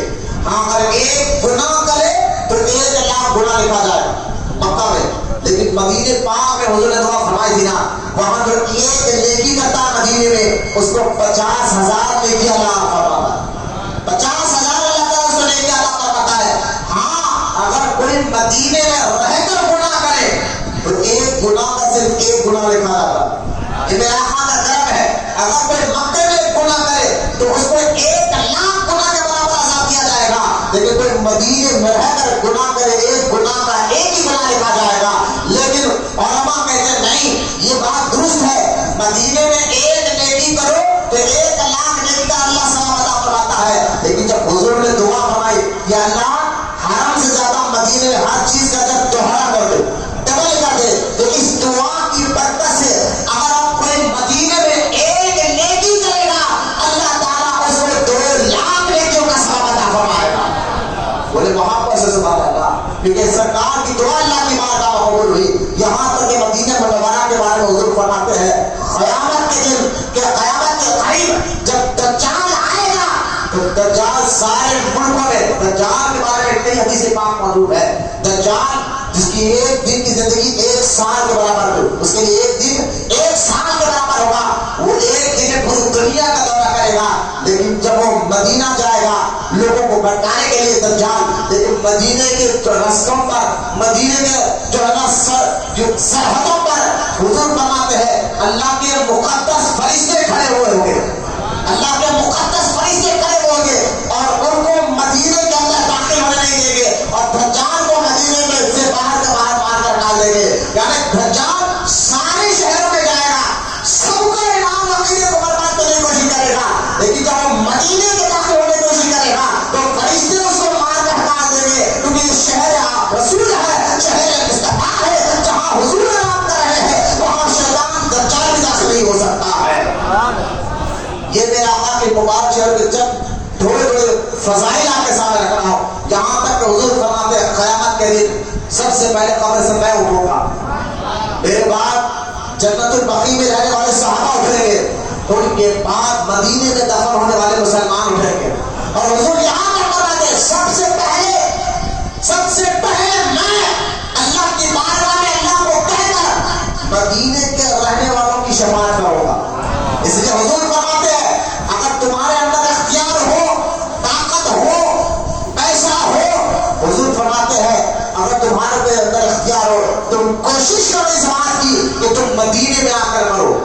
بولنا وہاں پر سبحان اللہ، حضور خود فرماتے ہیں تمہارے اندر اختیار ہو تو تم مدینے میں آ کر مرو، اگر جو مدینے میں مرتا ہے میں اس کی شفاعت کراتا ہوں۔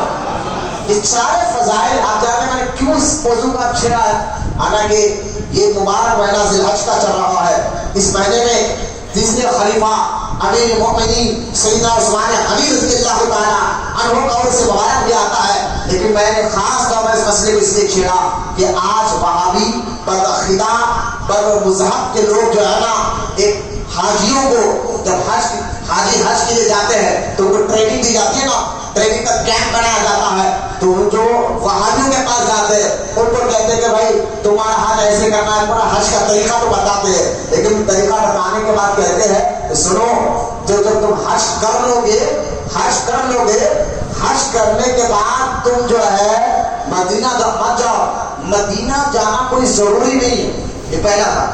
پھر کہتے اگر جانا چاہتے ہو مدینہ حج کرنے کے بعد اگر جانا چاہتے ہو مدینے کو تو کہتے ہیں نیت یہ کرو کہ میں مسجد نبوی کی زیارت کے لیے جا رہا ہوں۔ یعنی یہ تو وہاں بھی کہتے ہیں، آج بھی کہہ رہے ہیں، سنیں آپ میری بات کو، وہ کہتے ہیں کہ نیت تو یہ کرو کہ مدینے حج کرنے کے بعد پہلے تو مدینہ جانا کوئی ضروری نہیں ہے، ایک بات، اور دوسری بات کہ اگر جانا بھی چاہتے ہو تو تمہارے دل میں نیت یہ ہوگی کہ میں مسجد نبوی کے لیے جا رہا ہوں، وہاں کی مسجد نبوی کی زیارت کے لیے جا رہا ہوں۔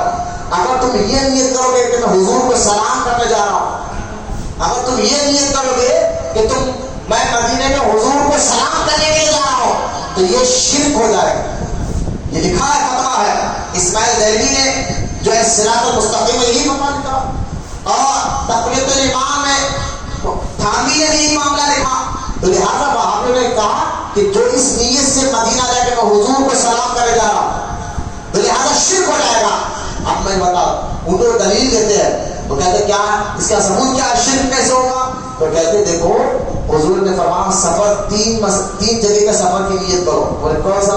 فرمایا ایک حرم کی نیت جو کعبۃ اللہ ہے مسجد حرم، دوسرا مسجد اقصی، اور تیسرا جو ہے مسجد نبوی.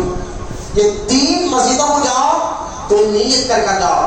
لہٰذا اس کے علاوہ دوسری جگہ پر سفر کرو گے، روضہ رسول کی زیارت کے لیے سفر کرو گے، اجمیر جانے کے سفر کرو گے، شرک ہو جائے گا. پر دیکھو یہ حدیث کا اصل مطلب یہ ہے، حضور یہ فرماتے ہیں یہ تین مسجدوں میں ہر عبادت کا ثواب زیادہ ہے. بولا نا محمد صلی اللہ علیہ وسلم. حضور فرماتے ثواب کی نیت سے جا رہے ہو کسی مسجد میں تو تین مسجدوں میں ہر نیکی کا اجر اور اٹھا جا رہا دیکھ لیتا، ہر نیکی کا اجر بڑھ کر ہے. آپ مجھے بتائیے اس کو اور آسان کر کے سمجھاتا ہوں. آپ جمعہ یہاں پڑھنے آئے، اگر کوئی دلی کی جامع مسجد میں کہے چلو بھائی دلی میں جا کر جمعہ پڑھتا ہوں، دلی کی مسجد میں جا کر جمعہ پڑھتا ہوں، اگر وہ نیت کرے کیوں جو ثواب آپ کو اس مسجد میں ملے گا وہی ثواب دلی کی جامع مسجد میں ہی ملے گا، فرق ملے گا. ہاں جو جہاں ثواب پڑھا دیا جاتا ہے تین مسجد ہے، جہاں ثواب پڑھا دیا جاتا ہے وہ تین مسجد ہے. ایک مسجد حرم ہے کعبۃ اللہ، ایک مسجد اقصی ہے فلسطین، اور ایک مسجد نبوی ہے حضور کی مسجد. یہ تین مسجدوں میں نیکیوں کا اجر بڑھا جاتا ہے. بولے محبت سے سبحان اللہ. لیکن بولے نہیں سفر یہ دین کے علاوہ کہیں نہیں کرنا چاہیے. اگر یہ فتوے کے وہابیوں کے مان بھی دیا جائے کہ تین مسجدوں کے علاوہ سفر کرنا جائز نہیں ہے تو پھر سفر کئی لوگ سفر کرتے ہیں. کوئی تجارت کے لیے سفر کرتا ہے، کوئی کاروبار کے لیے سفر کرتا ہے، کوئی اپنے نکاح کرنے کے لیے دوسرے شہر میں جاتا ہے، دوسری جگہ جا کر نکاح کرتا ہے تو سفر میں جانا پڑتا ہے. تو خالی اگر سفر کرنا ہی حرام اور شرک ہوتا تو یہ ساری باتیں کدھر سے جو ہے ثابت ہوگی. پھر لوگ کاروبار کیسے کرتے، نکاح کو کیسا کرتے. لہذا یہ وہابی پتخیدہ وہ قوم ہے جو پڑھتے تو ہے سمجھتے نہیں. اس لیے میں نے آپ کو کہا نا جو ہندوستان بھر میں جو لوگ ہمارے اپنے نبی کے بارے میں بے تک کے باتیں کر رہے ہیں، آپ جو چاہے وہ کوئی نہیں ہو غیر مسلم ہو جو بے تک کے باتیں کر رہے ہیں نا، جو آپ منہ کھولے ٹی وی پہ بک رہے ہیں، سوشل میڈیا پر آ کر بک رہے جو ہمارے نبی کے بارے میں، اصل یہ بک رہے جو بھی ہے جو سیاسی مسئلہ ہے، لیکن یہ پکڑنے کی اہم وجہ وہاں بھی ہے. وہاں بھی انہیں ذہن دیا کہ نبی تو بس ہماری طرح کام آدمی تھے، چلے گئے بس ان کو تشریح کرنا اور عادت کرنا اور کی تہذیب کرنا بس ظاہری زندگی میں تھا. دنیا سے جانے کے بعد کوئی ہم کو ان سے تعلق رہا نہیں ہے. یہ ذہن وہابیوں نے اپنی تقریروں کے ذریعے اور ٹی وی کے ذریعے دے کر آج اپنے مسلمان غیروں کے ذہن کو خراب کیا. اس لیے لوگ جو موبائل کھول کر پکڑ رہے ہیں. لہذا حضور رحمت الکونین صلی اللہ علیہ وسلم کے دیوانوں ہم عاشق رسول ہے، اور عاشق جس سے محبت کرتا ہے نا پہلے اس کا نام اور اس کی ذات کا رواب اور دبدبہ اس کی مزاجوں میں سما جاتا ہے. جس سے آپ محبت کرتے ہیں نا اس کا رواب آپ کے دل پہ آتا نہیں ہے. جس کی آپ عزت کرتے ہیں اس کو دیکھ کر ادب کرتے ہیں، اس کی عزت تعظیم کرتے ہیں. تو کیوں؟ بھائی میرے باپ ہے، میرے رشتہ دار ہے، میرا استاد ہے، میرے سے بڑا ہے. تو لہٰذا جس کا آپ ادب کرتے ہیں اس کا رواب آپ کی مزاج پہ آ جاتا ہے. وہ سب سے زیادہ آپ کے مزاجوں میں رواب رسول پاک کا ہونا چاہیے. ان کے نام کا ادب، ان کی جگہ کا ادب. اور یاد رکھے یہ ادب ہم نہیں سکھا رہے ہیں، اور آپ خود اللہ کا حکم کرتا ہے میرے مصطفیٰ کا خوب خوب تعظیم کیا کرو. یہ آیتیں کہاں جائے گی. لہٰذا مکہ سے لوگ کئی حجاج مدینہ پاک جاتے ہیں تو کہتے ہیں دیکھو روزہ رسول کی نیت مت کرو، مسجد نبوی کی زیارت نیت کرو. میں آپ کو بتانا چاہوں حضور رحمت کونین صلی اللہ تعالی علیہ وسلم کے قبر مبارک کی زیارت کی نیت سے جانا، بولے سبحان اللہ، یہ قرآن سے بھی ثابت ہے، یہ حدیث سے بھی ثابت ہے، یہ صحابہ کے عمل سے بھی ثابت ہے اور خیال سے بھی ثابت ہے. دین کو سمجھنا ہے تو چار چیزیں. دین کو سمجھنے کی کتنی چیزیں؟ دین کو سمجھنے کے چار چیزیں ہیں. ایک قرآن، دوسرا حدیث، تیسرا اجماع اور چوتھا قیاس. یہ چار چیزوں سے دین سمجھ میں آتا ہے، اسلام سمجھ میں آتا ہے. مجھے بتائیے حضور کے روزے پاک کی حاضری جو ہے یہ قرآن سے بھی ثابت ہے، حدیث سے بھی ثابت ہے. صحابہ بار حضور کے روزے پر جایا کرتے تھے. بولو محبت سے سبحان اللہ.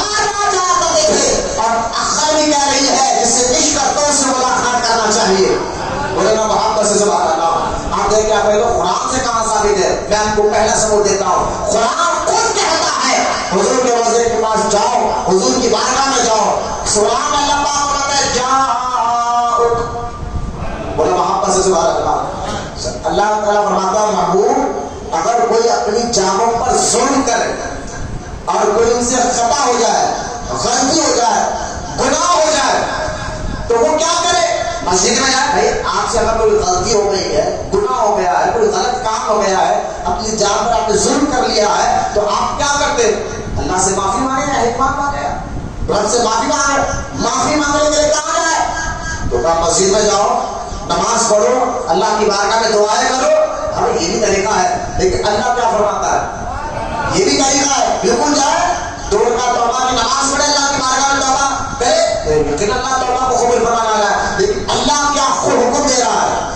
اللہ فرماتا ہے محبوب اگر کوئی اپنی جانوں پر ظلم کرے اور کوئی بات کا احساس ہو جائے، پہلا ثبوت دے رہا ہوں خدا سے، حضور کے روضے کی زیارت، اگر کوئی بات کا احساس ہو جائے تو جاؤ، وہ تیرے پاس آئے، بولے گا محبت سے سبحان اللہ۔ ارے گناہ ہوا، اللہ کے گھر میں حضور، اللہ ہمارا تیرے پاس آئے، تیرے پاس آئے اور تیرے پاس آ کر مجھ سے دعا کرے کہ اللہ حضور کے وسیلے سے معاف فرما دے، حضور کے ذریعے سے معاف فرما دے، تیرے پاس آئے اور مجھ سے دعا کرے، اور پیارے تو بھی کے لیے دعا کر دے۔ اگر وہ تیرے پاس آ کر مجھ سے دعا کریں گے اور تو بھی کے لیے دعا کر دے گا، اللہ فرماتا ہے واللہ غفور رحیم، بولے محبت سے سبحان اللہ۔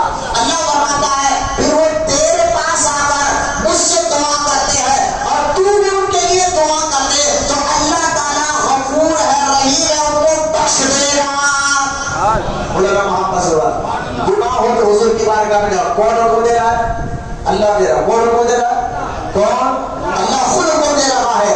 اب بات یہاں پر علماء نے بتایا حضور کی ظاہری زندگی میں تو صحابہ حضور ہی کے پاس جاتے تھے، کوئی بھی غلطی تو حضور کے پاس جاتے تھے، حضور ہم سے یہ غلطی ہو گئی، حضور اس کو توبہ کرواتے، اگر ایسے کئی واقعات ہیں، لیکن اب حضور پردہ فرما کر خبر مبارک کو چلے گئے، اب کیا کرے؟ تو تفسیر کثیر اٹھا کر دیکھے، ابن کثیر خود کہتے ہیں کہ اب، اور حضرت قاضی اعظم نے کسی کتاب شفا شریف میں اس حدیث پاک پر نقل فرمایا ہے، آپ بھی بتاتے ہیں جس طرح ظاہری زندگی میں لوگ غلطی کر کر حضور کے پاس جا کر دعائیں کرتے تھے، تو حضور کے دنیا سے جانے کے بعد بھی وہی حکم ہے، اب قیامت تک یہ حکم برقرار ہے، اگر غلطی ہو جائے، جانوں پر ظلم ہو جائے، وہ حضور کے دربار میں آپ بھی روضہ رسول میں جا کر دعا کرے تو اللہ معاف فرما دیتا ہے، بولے گا محبت سے سبحان اللہ۔ آپ دیکھیے حضرت ایک بہت بڑے بزرگ جن کا نام یہاں کتاب میں لکھا گیا ہے، اور تفسیر ابن کثیر میں ابن کثیر بھی یہی آیت جاؤں کا کے تحت یہ آیت کے تحت جو ہے یہ واقعہ لکھا ہے کہ ایک بہت بڑے بزرگ جو فرماتے ہیں میں بیٹھا تھا روضے رسول کے سامنے، روضے رسول کے سامنے میں بیٹھا ہوا تھا، ایک آدمی آیا ہوتا ہوا اور آ کر دعا کرتا تھا یا اللہ کے رسول مجھ سے بہت غلطی ہو گئی ہے، اور اللہ نے قرآن میں کہا غلطی ہوئی تو وہ آپ کے پاس آئے اور آپ کے وسیلے سے دعا مانگے تو اللہ معاف فرما دے گا۔ وہ خوب رو رو کر دعا کر کر چلا گیا، وہ اللہ کے ولی کہتے ہیں اس کی دعا کر کر جانا تھا، میں اپنے گھر آیا سو گیا، خواب میں اللہ کے رسول میرے تشریف لائے اور فرمانے بعد جاؤ اس نوجوان کو کہہ دو کہ اللہ نے اس کے گناہوں کو معاف فرما دیا ہے۔ یہ شروع سے مسلمانوں کا طریقہ رہا ہے، آج کری آپ وہابی بدعقیدوں کی باتوں میں آ کر اپنے ایمان اور عقیدے کو برباد نہ کرے، روضہ رسول کی زیارت کے لیے جانا، حضور کو سلام عرض کر اس نیت سے جانا، یہ تو اللہ کو بھی پسند ہے، رسول کو بھی پسند ہے۔ آپ دیکھیں جذب القلوب میں حدیث پاک موجود ہے، اچھا یہ شاہد الحق محدث دہلوی نے حدیث پاک کو لکھا، بولے محبت سے سبحان اللہ۔ اور یہ حدیث جو ہے نا آپ دیکھیں تو صفحہ نمبر 236 ہے، اور اس حدیث پاک کو آپ نے صفحہ نمبر 236 میں نقل فرما۔ اب حدیث پاک کا ذرا غور فرمائے کہ ایک مولا کائنات سید السادات علی مرتضیٰ رضی اللہ تعالیٰ عنہ آپ فرماتے حضور دنیا سے جا کر 3 دن ہوا تھا، کتنے دن ہوا تھا؟ کتنے دن؟ 3 دن ہوا تھا۔ حضرت مولا علی کہتے ہیں میں روضہ رسول کے پاس بیٹھا ہوا تھا، اور روضہ رسول کے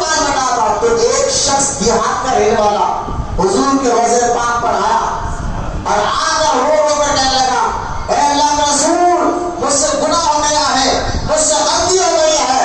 اور یہ کہہ کر دعا کرتا رہا کہ اللہ تو حکم دیتا ہے جانوں کا ظلم کرو تو تیرے دربار پر آئے. ہم اس اللہ کے حکم پر آپ کے دربار میں آئے ہیں اور یا اللہ کے رسول صلی اللہ علیہ وسلم ہمیں معاف فرما دیجیے, اللہ کی بارگاہ میں دعا کر دیجیے.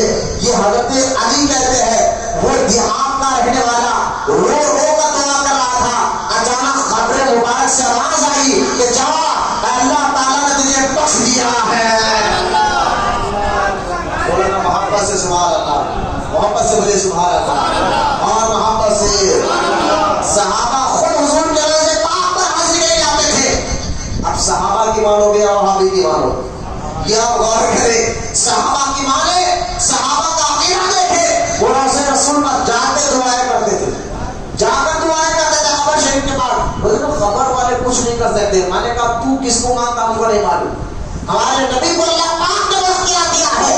آپ غور کریں کہ صحابہ خود جا کر دعائیں کرتے تھے روضے رسول پر.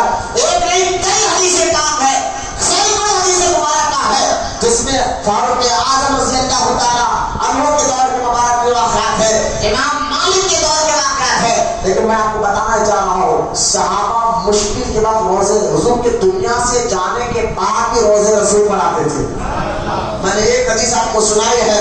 آپ دیکھیں ملک شام میں جب صحابہ فاروق اعظم کے دور میں ملک شام میں اللہ کے دشمنوں سے جہاد کر رہے تھے, جہاد کرتے کرتے ایک صحابی کا گھوڑا بڑا لاغار ہو گیا, کئی دن کا.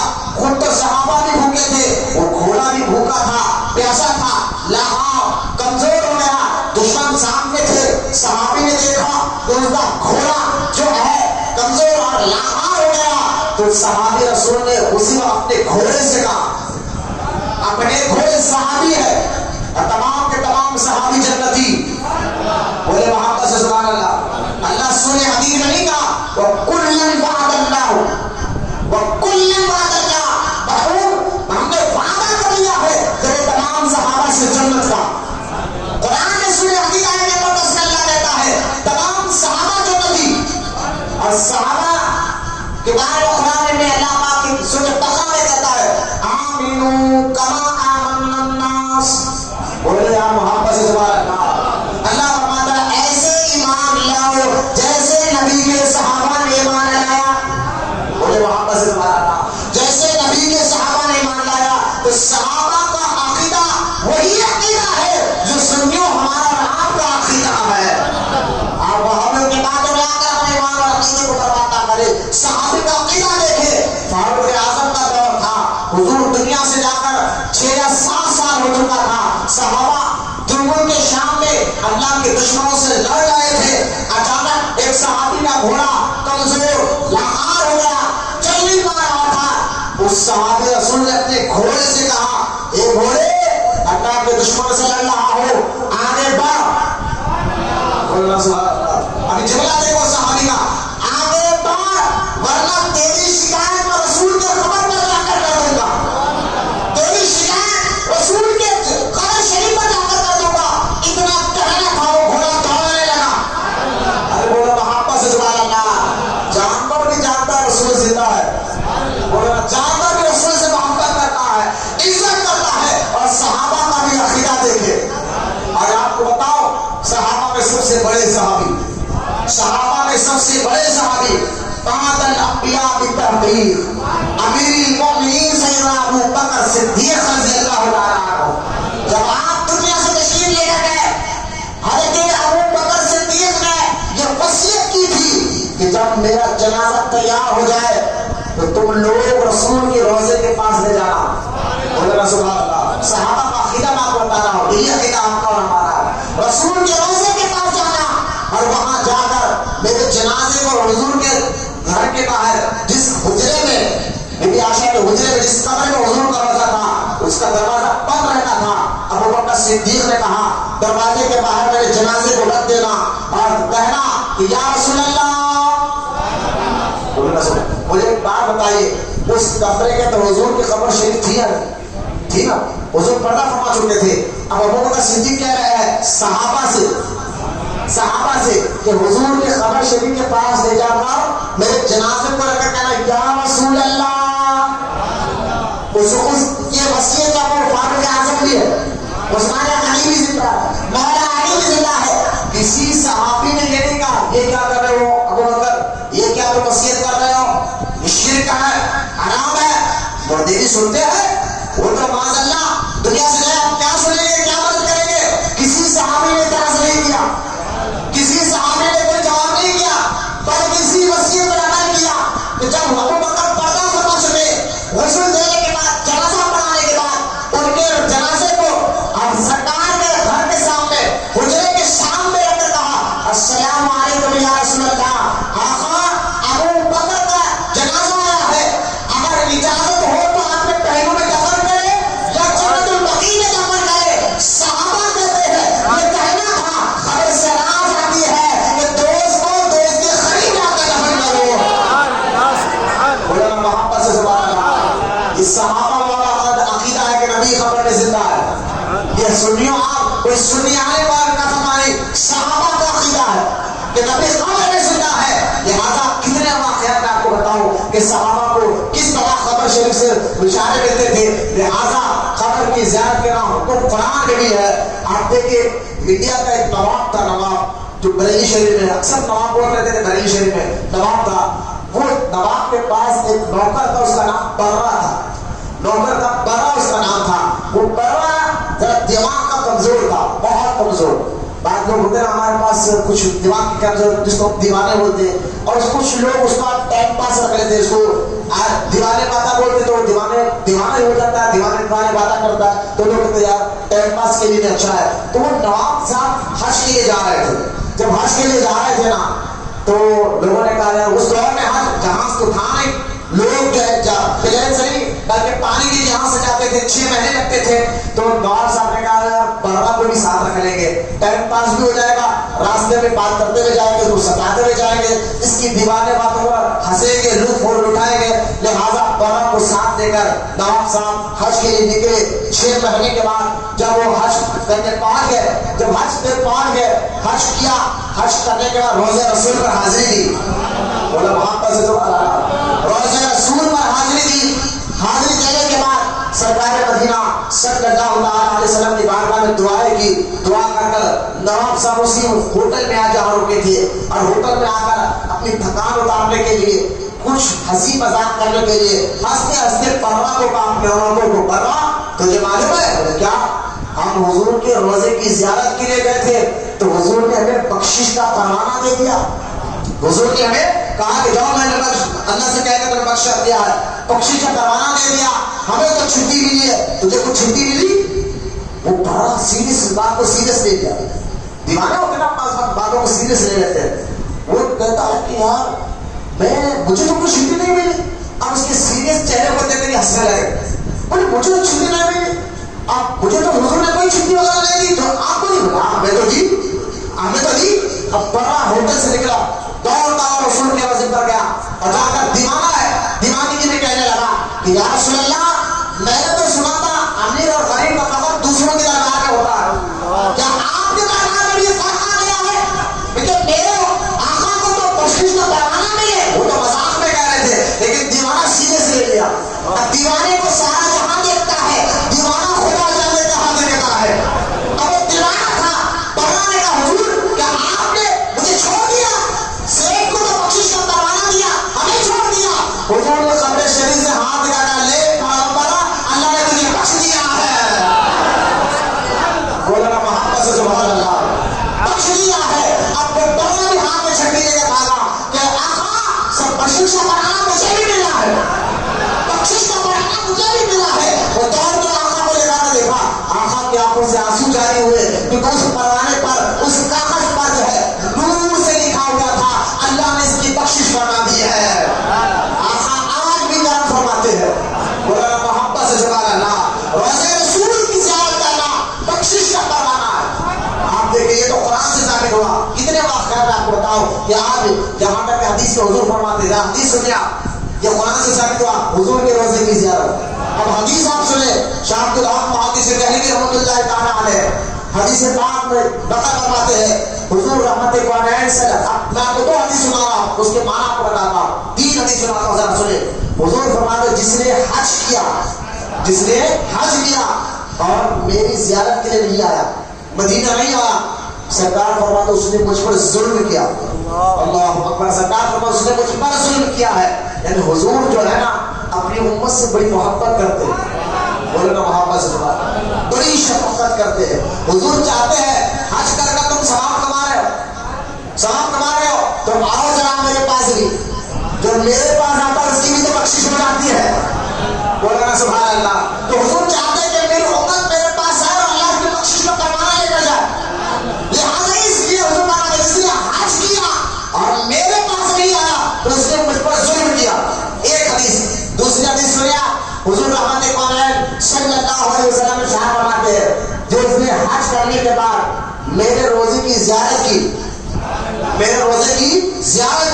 حضور فرماتے ہیں میں اس کی شفاعت کروں گا۔ محمد سے دوبارہ اچھا بات سنیں گے، ایک بات سنیں گا، شفاعت تو حضور قیامت کے دن ہر گنہگار کی کریں گے، ہر گنہگار کی کریں گے۔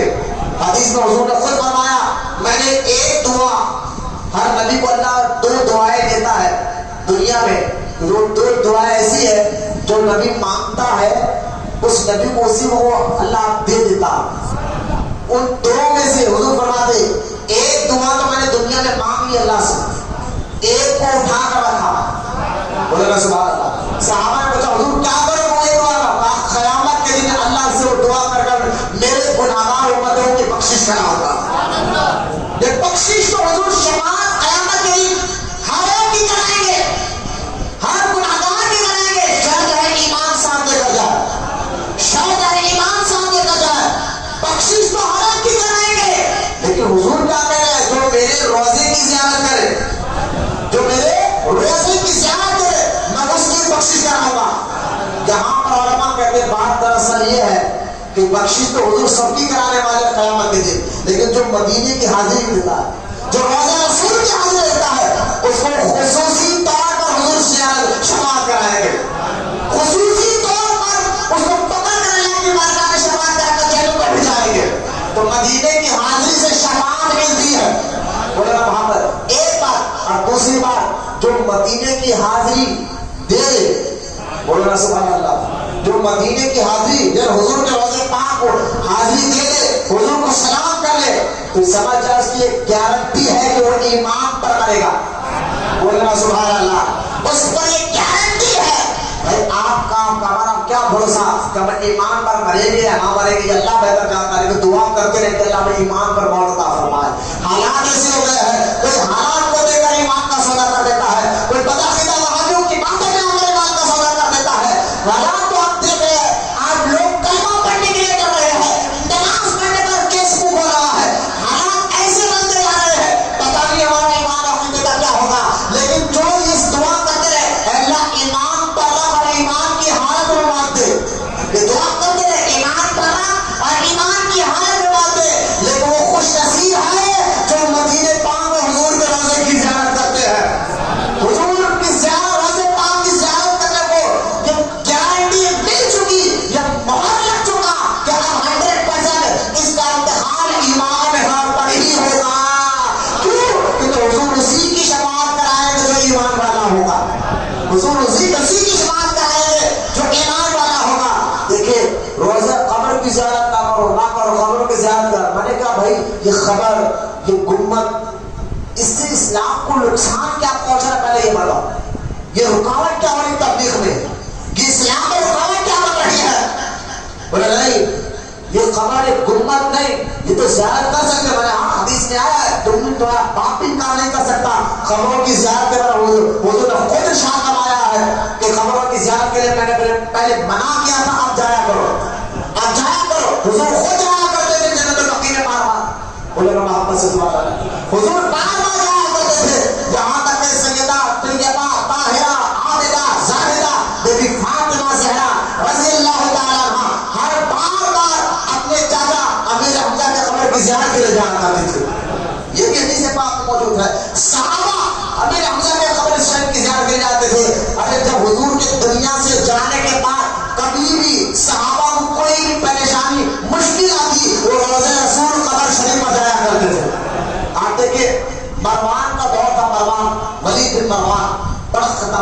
دور، یہ 60 ہجری کربلا کے بعد کا واقعہ، مدینہ پاک پر کتنا ظلم و ستم ہوا ہے۔ ایسے دور میں جب ظالم لوگ حکمران کر رہے تھے، مروان کا دور ہے، ولید کا دور ہے، وہ مدینے کا حاکم بنا ہوا ہے۔ اب وہ مدینے میں حضور کے روضے پاک کے قریب گیا، کیا دیکھتا ہے ولید کہ ایک شخص جو ہے نا حضور کی قبر شریف پر پینٹی کی جانب سر رکھ کر بیٹھا ہوا ہے۔ بولو یا سبحان اللہ، بول وہاں پر سے سبحان اللہ۔ اس حدیث کو مسند امام احمد بن حنبل میں اپنے مسند میں لکھا ہے، لہذا وہ غور کرے۔ مروان بن ولید بن مروان جب دیکھا کہ کوئی شخص ہے جو حضور کے قبر شریف پر سر رکھ کر، بولو نا وہاں پر سبحان اللہ، سر رکھ کر بیٹھا ہوا ہے اور ہاتھ چھپے چہرہ دکھ نہیں رہا ہے، مروان ولید بن مروان قریب گیا اور ان کا گردن بڑھا کر کہا کہ کون ہے، کیا کر رہے ہو؟ دشمن تھا نا، دشمنوں کو تکلیف ہوتی ہے، کیا کر رہے ہو؟ تو دیکھا تو کوئی اور عام آدمی نہیں تھے، وہ صحابی رسول ابو ایوب انصاری رضی اللہ تعالیٰ عنہ تھے۔ صحابی کا عقیدہ دیکھے، وہ صحابی رسول ابو ایوب انصاری رضی اللہ تعالیٰ عنہ تھے۔ انہوں نے سر اٹھا کر کہا، اے مروان، تو جانتا کیا ہے میں کہاں پر آیا ہوں؟ تو یہ سمجھ آیا کہ میں خبر کے پاس آیا ہوں، تجھے خبر نظر آ رہی ہے، مٹھی نظر آ رہی ہے۔ صحابہ رسول جواب آ کر کہتے ہیں، مروان سن، میں خبر مٹھی کے پاس نہیں، اپنے رسول اللہ کے پاس آیا ہوں۔ بولا نا محبت سے سبحان اللہ۔ کیوں؟ کیونکہ حضور نے خود فرمایا، جس نے میرے قبر کی زیارت کی، بولا نا سبحان اللہ، جس نے میرے قبر کی زیارت کی، گویا کہ اس نے میری ملاقات کی، مجھ سے ملاقات کی۔ حضور کے قبر کی زیارت کرنے کو جانا، گویا کہ حضور سے ملاقات کرنا ہے، حضور سے ملاقات کرنا ہے۔ کیوں؟ میں آگے چل کر بتاؤں گا۔ رحمت کون ہے صلی اللہ علیہ وسلم یہاں تک فرماتے ہیں، جس نے مجھے خواب میں دیکھا، میں روزے کی زیارت کی، اور قریب میں اس کو بیداری میں بھی ملاقات کروں گا، بیداری میں بھی ملاقات کروں گا۔ کتنی حدیث ہے، حدیثوں سے پتا چل رہا ہے کہ حضور خود تو کہتے قبر نہ جاؤ، قبر کی زیارت کے لیے نہ جاؤ۔ میں نے کہا رہے حضور خود فرماتے ہیں، زیارت کرنے اور شفاعت دے کر جاؤ۔ بولنا سبحان اللہ۔ قبروں کی زیارت کرنا شرک اور حرام اور ناجائز ہوتا، تو حضور تو کیا ہے، جو میرے قبر کی زیارت کے لیے اس کو شفاعت ہے۔ اب آپ جانتے ہیں حدیث پاک میں آتا ہے، رحمت کونین صلی اللہ علیہ وسلم ارشاد فرماتے ہیں، جسے اپنے ماں یا باپ کی قبر کی زیارت 8 دن میں ایک بار جمعہ کو جمعہ کی، دونوں میں سے کسی کا انتقال ہو گیا، دونوں مر گئے، اب ان کے قبر کی زیارت کے لیے جائے، اگر ان کا بیٹا نافرمان بھی تھا لیکن ہر 8 دن میں ایک بار اپنے ماں اور باپ کی قبر کی زیارت کے لیے جائے تو اللہ تعالیٰ اس کے گناہوں کو معاف فرما دے گا، اللہ اس کے گناہوں کو معاف فرما دے گا۔ اب غور کرے، جو ماں اور باپ کہاں ہے، وہی بات مت کریے، بات کرنا دوبارہ جا کے بات کریں۔ مسجدوں میں بات کرنا منع ہے، حدیث میری طرف دیکھو، حدیث پاک میں آتا ہے جو مسجد کے اندر بیٹھ کر بات کرے گا اللہ اس کی قبر میں اندھیرا کر دے گا۔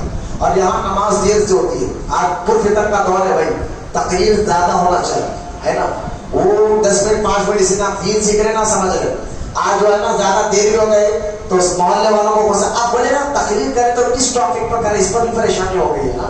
اگر شراب پر تقریر کرے تو مسجد کے کمیٹی میں ایک شرابی ضرور رہتا ہے، نہیں تو چلو محلے میں شرابی ہوتا ہے، شرابی کو بڑا غصہ، سود پر تب یہ بچہ جا رہا ہے کچھ باہر بھیجا دو، 2 دن بعد پڑے پڑتا دیر در دیر گرو شریف پڑے، یہ اٹھنا بیٹھنا بند کرے، جانا والا ہوتا ہے۔ اب لہٰذا جو سود پر تقریر کرے تو سود خوروں پر پریشانی، روڈیوں پر تقریر کرے تو محلے میں روڈیوں کو پریشانی، وہابیوں پر تقریر کرے تو لیڈروں کو پریشانی۔ الحمدللہ یہاں کسی چیز کی پریشانی نہیں ہے، یہاں تو بولا جاتا ہے، حق بولا جاتا ہے، آنکھ میں آنکھ ملا کر بولا جاتا ہے۔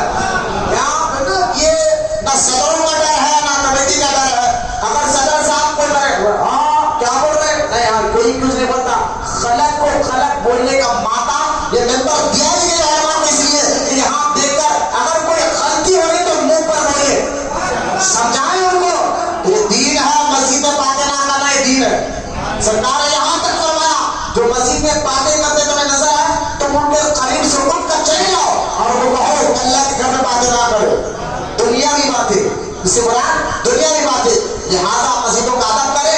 میں یہ ساری باتیں آپ کو اس لیے سمجھاتا کہ میں آپ کو روزے رسول کی زیارت کے متعلق، کیونکہ مجھے 5 سے 10 منٹ باقی رہ گئے، میں آپ کو اہم باتیں حدیث سے بھی میں نے آپ کو بتایا، قرآن سے بھی میں نے آپ کو بتایا، خود صحابہ کا عمل دیکھیں، بولنا سبحان اللہ۔ آپ دیکھیے جب مدینہ پاک میں کئی دن ہو گیا بارش نہیں برس رہی، کئی دن ہو گیا بارش نہیں برس رہی تھی، جب بارش نہیں برس رہی تھی تو سارے صحابہ مدینے کے رہنے والے لوگ سیدہ عائشہ صدیقہ کے پاس گئے اور جا کر کہا اما جان بارش نہیں برس رہی ہے، کیا کرے کیا کرے؟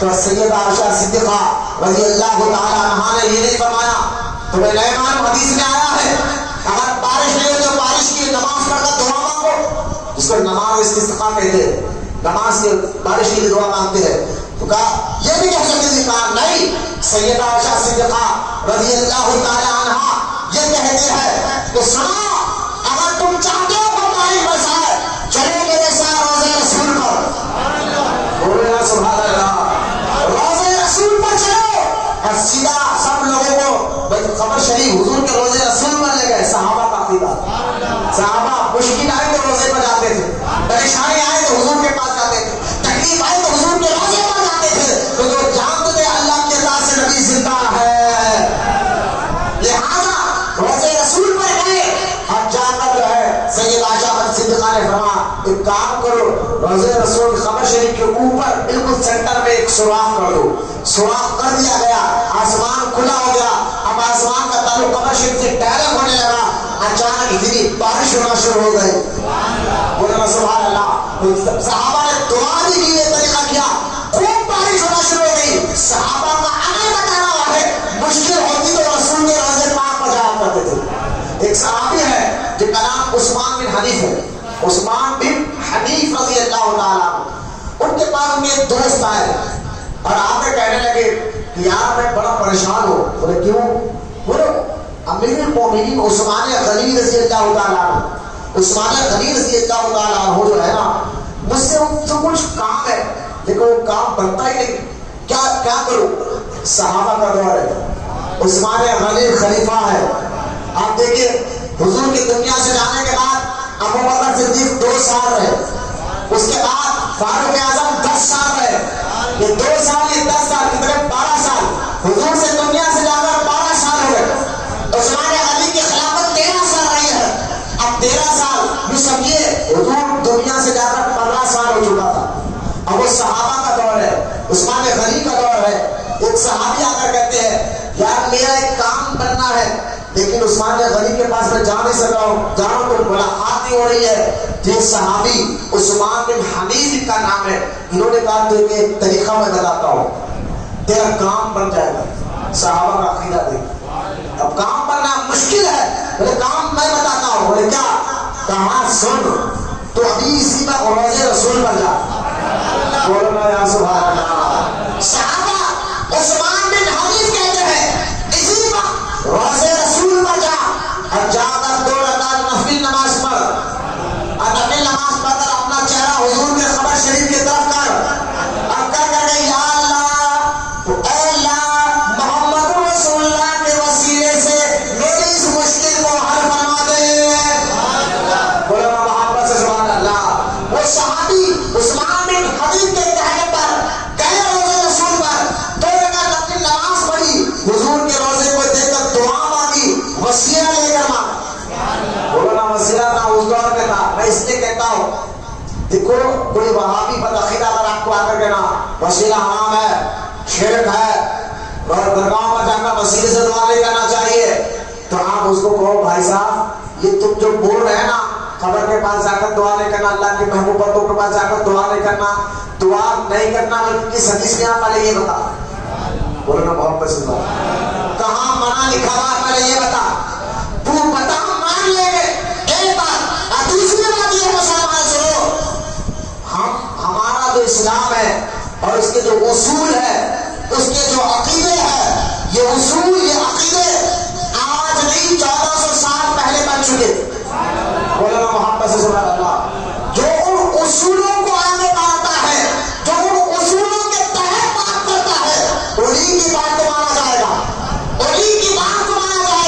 جیسا کہ دیکھیں تسبیح کے دانے ایک کے بعد ایک، تو صحابہ کے بعد تابعین، تابعین کے بعد تبع تابعین، تبع تابعین کے بعد صالحین، صالحین کے بعد اولیاء اللہ، اولیاء اللہ نے ہمیں جی بتایا ہے، لہذا جو اوپر سے لے کر نیچے تک تسبیحوں کے دانوں کے ساتھ ایک کے پیچھے ایک وہی بات بولتے ہوئے صحابہ نے سے سنی ہے، تو انہیں کے بات کو مانا جائے گا۔ جو نئی بات یاد رکھے تو سمجھ جاؤ تو تربیت کے دانوں سے بکھر گیا، اس سے اسلام کا کوئی تعلق نہیں ہے۔ ہم وہی عقیدوں کو مانتے ہیں جو عقیدہ کا صحابہ کا تھا، تابعین کا تھا، تبع تابعین کا تھا، اور اولیاء اللہ کا ہے، اور سنیے آپ پر ہمارا ہے۔ یہ عقیدہ یہ 1400 سال سے چلتے جا رہا ہے۔ آج کا نیا پرانا عقیدہ نہیں کہ خبروں کے پاس ٹھہر کر دعا مانگ رہا، یہ پرانا عقیدہ ہے۔ صحابہ رسول پاک کے قبر شریف کے بعد ٹھہر کر دعائیں مانگے تھے، وہ پرانا عقیدہ ہے، کوئی نئی بات نہیں ہے۔ ہم اللہ کے محبتوں کی قبروں کے پاس ٹھہر کر دعائیں مانگتے ہیں، یہ پرانا عقیدہ ہے، کوئی نئی بات نہیں ہے۔ آپ دیکھیں وہ صحابی گئے رسول پاک کے روضے کے قریب ٹھہر کر دعا مانگے، بولے نا سبحان اللہ، دعا مانگے، دعا مانگ کر وہ بیٹھے۔ عثمان غنی نے خاص طور پر جو صحابی کو کئی دنوں ملاقات نہیں کر پا رہے تھے، مل نہیں پا رہے تھے، لیکن عثمان غنی نے خاص طور پر بلوایا اور بلا کر خوب ان کی بات سنا، خوب پیسوں سے نوازا، اور یہاں تک عثمان غنی نے صحابی کو کہا آج کے بعد کوئی بھی مشکل آ جائے نا فوراً میرے پاس ڈائریکٹ آ جانا۔ اب وہ صحابی عثمان بن حنیف کے پاس گئے، کہا یہاں بھی تو کمال ہو گیا، ایک وقت تھا میں عثمان غنی سے مل نہیں سکتا تھا، لیکن آج خود عثمان غنی نے بلایا اور خوب نوازا، اور نوازنے کے بعد یہ بھی کہا کہ آج کے بعد کوئی بھی تکلیف ہو، کوئی بھی تکلیف ہو اس سے ڈائریکٹ آ کر بولنا۔ تو عثمان بن حنیف کہتے ہیں یہ عثمان غنی تو تم پر مہربان ہوئے نا، یہ مہربان کس لیے وہ جانتا ہے؟ نہیں کہا اس لیے وہ ہے کہ تم نے رسول کا وسیلہ لے کر دعا مانگی، اللہ نے حضور کے صدقے میں عثمان غنی کا دل تیرے لیے نرم کر دیا ہے۔ بولا نا محبت سے سبحان اللہ۔ پتا چلا کہ صحابہ مشکل وقت صحابہ حضور کے روضے پاک پر جایا کرتے تھے۔ یہ آج کا نہیں پرانا طریقہ رہا ہے۔ فاروق اعظم کا دور مبارک ہے، کئی سال ہوا بارش نہیں ہو رہی ہے، کئی دن ہو چکا بارش نہیں ہو رہی تھی، کھیت سوکھ چکے تھے، جانور پانی نہیں لا پائے تھے۔ ایک صحابی روضے رسول پر گئے، ارے یار کتنے واقعات میں آپ کو بتاؤں، یہ بخاری میں ہے، شاہ عبد الحق محدث دہلوی رحمۃ اللہ تعالیٰ نے اپنی کتاب شاہ جذب العلوم میں ان سارے حدیثوں کو جمع کروایا ہے۔ وہ صحابی رسول گئے، جا کر کہا یا رسول اللہ بارش نہیں ہو رہی ہے، کھیت سوکھ رہے ہیں، جانور مر رہے ہیں، ہم کیا کریں؟ یہ دعا کرتے کرتے وہ صحابی وہاں پر سو گئے، خواب سے حضور تشریف لائے اور فرمایا کہ جا عمر سے کہہ دے بس ان قریب بارش برسنے والی ہے۔ بولنا محبت سے سبحان اللہ۔ وہ دوڑتے فاروق اعظم کو رہا اور کچھ ہی لمحے کے بعد بارش ہونا شروع ہو گئی۔ میں آپ کو ان حدیثوں سے بتانا سمجھانا چاہتا ہوں، مشکل کے وقت روضے رسول قبر شریف پر جا کر دعائیں مانگنا کوئی آج کا نہیں صحابہ کا طریقہ رہا ہے۔ بولا محبت سے سبحان اللہ۔ اور سارے صحابہ جنتی، سارے صحابہ جنتی ہے، اور جنتیوں کا ہی عمل مسلموں پر ہمارا ہے، کوئی نیا طریقہ نہیں رہا۔ آپ پردہ دیکھیں سیدنا انس بن مالک رضی اللہ تعالیٰ عنہ کے بارے میں، آپ کے بعد کون ہے انس بن مالک؟ کون ہے جنہوں نے حضور کی 10 سال تک خدمت کی؟ بولنا محبت سے سبحان اللہ۔ 10 سال تک خدمت کی، اور حضور نے ان کے دعا فرمائی تھی یا اللہ انس بن مالک کی عمر میں بھی برکت عطا فرما اور ان کے مال میں بھی برکت عطا فرما۔ بولنا محبت سے سبحان اللہ۔ یہ دعا قبول ہوئی۔ انس بن مالک کا باغ مدینے منورہ میں کھجوروں کا باغ تھا، اور انس بن مالک فرماتے ہیں حضور نے میرے دعا کی تھی نا میرے لیے، میرے مال میں بھی برکت دے، میری اولاد میں بھی برکت دے، اور میری عمر میں بھی برکت دے۔ دعا کا اثر یہ ہوا مدینے میں کھجور سال میں ہر باغ کے ایک بار آتے تھے، لیکن انس بن مالک کے باغ کا کھجور سال میں 2 مرتبہ آیا کرتے تھے۔ اور یہی انس بن مالک جن کے 100 سے زیادہ بیٹے تھے، یہی انس بن مالک جن کے عمر 100 سال سے زیادہ رہی ہے، یہی انس بن مالک صحابی رسول جنہوں نے سب سے زیادہ حضور سے حدیثہ سن کر آگے پہنچایا۔ 4 صحابی ہے جنہوں نے حدیثوں کو زیادہ سنا حضور سے، ابو ہریرہ بھی ہے، سیدہ عائشہ صدیقہ بھی ہے، انس بن مالک بھی ہے، یہ وہ صحابہ عبداللہ بن مسعود بھی ہے۔ انس بن मालिक वो साहबी सबसे ज्यादा हुजूर से हदीसा सुनने वाले। लेकिन आप जानते हैं के बारे में शाह हक मुहद्दिस दहलवी लिखते हैं अनस बिन मालिक रज़ी अल्लाह तआला अन्हु, ये हदीस लिखने वाले शाह हक मुहद्दिस दहलवी है। और ये कौन है मैं आपको बताता चलूं, जितने मौलवी हिंदुस्तान पाकिस्तान इस वक्त है ना, जितने भी मुहद्दिस, ये सब के ये उस्ताद है। मौलाना मोहम्मद से सुभान अल्लाह, सब के उस्ताद है शाह हक मुहद्दिस दहलवी, जिसको भी सनद मिलती है। भाई आप सनद जानते हैं किसको कहते हैं? अगर कोई मौलवी साहब हदीस की 1 लाख हदीसें बगैर देखे याद कर ले, उसको मुहद्दिस कहते हैं। क्या कहते हैं? जो सनदों से 1 लाख हदीसें बगैर देखे याद कर ले, जैसा कुरान को बगैर देखे याद करे, उसको हाफिज़ कुरान कहते हैं। इसलिए 1 लाख से ज्यादा हदीसें जो बगैर देखे याद कर ले, उसको मुहद्दिस कहते हैं। तो वो मुहद्दिस जिसका शागिर्द होता है, उसका उस्ताद कौन, उनके उस्ताद कौन, जिस तरह आपके वालिद कौन, दादा कौन, परदादा कौन, इसी तरह मुहद्दिसों के उस्ताद होते हैं। उनके उस्ताद कौन, उनके उस्ताद कौन, उनके उस्ताद कौन, इस सब के उस्ताद हिंदुस्तान और पाकिस्तान के जितने मुहद्दिसीन हैं 400 साल से लेकर अब तक सबके उस्ताद शाह हक मुहद्दिस दहलवी है। मौलाना मोहम्मद से सुभान अल्लाह, मैं बता रहा हूँ कितने मजबूत मुहद्दिस है ये शाह हक मुहद्दिस दहलवी। इनकी किताब को किसी का बाप नहीं कर सकता, चाहे वहाबी हो, बदअकीदा हो, इनको भी ये जन्नती कहता है। आज आप लोग कहते हैं ना सुन्नी वहाबी का झगड़ा खत्म हो जाए, है ना, दोनों के सब झगड़ा खत्म हो जाए। मैं कहता हूँ एक रास्ता मैं बताता हूँ, आप ये बात रिकॉर्ड करे, समझे, उन तक पहुंचाए। कहा भाई तुम चाहते हो कि सुन्नी वहाबी का मसला खत्म हो जाए, एक ही रास्ता है। बोले क्या? चलो उस बुजुर्ग की बात मानते हैं जिसको तुम भी जन्नती कहते हो और हम भी जन्नती कहते हैं, जिनको तुम भी जन्नती कहते हो हम भी जन्नती कहते हैं, उन बुजुर्ग की बात को मानो, झगड़ा खत्म करो। शाह हक मुहद्दिस दहलवी वो बुजुर्ग है जिनको हम भी जन्नती कहते हैं, वहां भी जन्नती कहते हैं। अब मैं बताना चाहता हूँ शाह हक मुहद्दिस दहलवी का अकीदा वही अकीदा है जो सुन्नियों हाथ पर हमारा अकीदा है। ये 11वीं भी करते थे, मौलाना मोहम्मद से सुभान अल्लाह, ये छिट्टी शरीफ भी करते थे, मौलाना मोहम्मद से सुभान अल्लाह, ये तो लोगों को मुरीद भी बनाते थे, मौलाना मोहम्मद से सुभान अल्लाह, ये खुद अकबर बादशाह के दौर में थे, अकबर बादशाह के दौर में थे, और अकबर बादशाह के गलत रास्तों को इन्होंने भी लोगों को बचाया, उनके ईमान और अकीदे को बचाया है। आज भी इनका मज़ार दिल्ली के इस्लाम कॉलोनी में मौजूद है। शाह हक मुहद्दिस दहलवी जिसको सब लोग जन्नती कहते हैं, उन्होंने अपनी किताब में हदीसें लिखी है। मौलाना मोहम्मद से सुभान अल्लाह, और फरमाते हैं शाह हक मुहद्दिस दहलवी अनस बिन मालिक रज़ी अल्लाह तआला अन्हु जब हुजूर के रोजे पर जाते, सहाबा जन्नती, तमाम सहाबा, तमाम सहाबा, तो खुरान में अल्लाह कहता है कुल्लम वअदल्लाहु हुस्ना, सूरह हदीद अल्लाह कहता महबूब हमने वादा कर लिया तेरे तमाम सहाबा से जन्नत का। और अल्लाह जगह कुरान में कहता रज़ी अल्लाह तआला अन्हु व रज़ुअन, अल्लाह फरमाता मैं तेरे तमाम सहाबा से राजी हो गया हूँ और मुझसे राजी हो गए हैं। अब सहाबा का जो अमल है वो अमल अगर हमारा आप भी करें तो गलत हो सकते हैं। अनस बिन मालिक आगे देखे, वो हुजूर के रोजे पाक पर जाते तो दूर से देखने वाले कहते अनस बिन मालिक क्या नमाज पढ़ रहे? इस तरह अदब के साथ हाथ बांधकर हुजूर के रोजे के सामने खड़े थे। दूर से देखने वालों को गुमान होता कि अनस नमाज पढ़ रहे हैं, लेकिन करीब जाकर मालूम होता अनस नमाज नहीं, हुजूर के रोजे के सामने अदब में खड़े हुए हैं। मौलाना मोहम्मद से सुभान अल्लाह, ये अदब, ये तरीका किसने सिखाया है? सहाबा से चलते आ रहा। लेकिन आज देखो अगर आप लोग मदीना जाते हैं ना, वो लंबे लंबे शाल पहनने वाले, गधे का चांटा सर पर बांधने वाले, हाँ ऐसे नहीं, बात सीरियस है।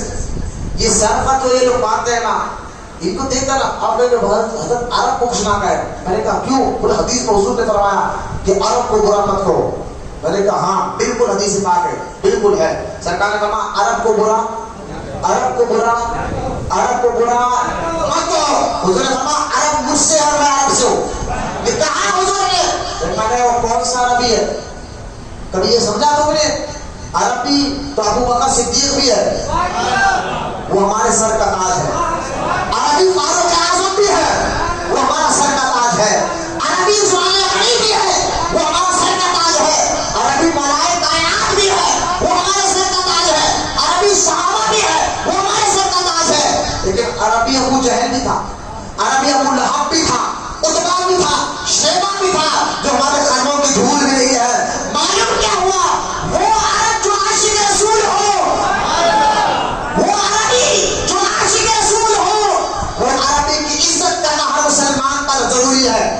لیکن جو عربی جو کعبے کی کمائن پر شراب پیتے ہو، وہ عربی جو سعود ہے، جو خود ڈاکو بھاگ آتے ترکی کو ہٹا کر خود حرام کرا ہے، اچھی طرح جانتا ہوں میں، ترکی کو ہٹا کر اس نے قبضہ کیا ہے. جو امریکہ کے کہنے پر اللہ کا ناش کرتا ہو، جو جدہ میں مندریں بناتا ہو، وہ کون سا عربی ہے؟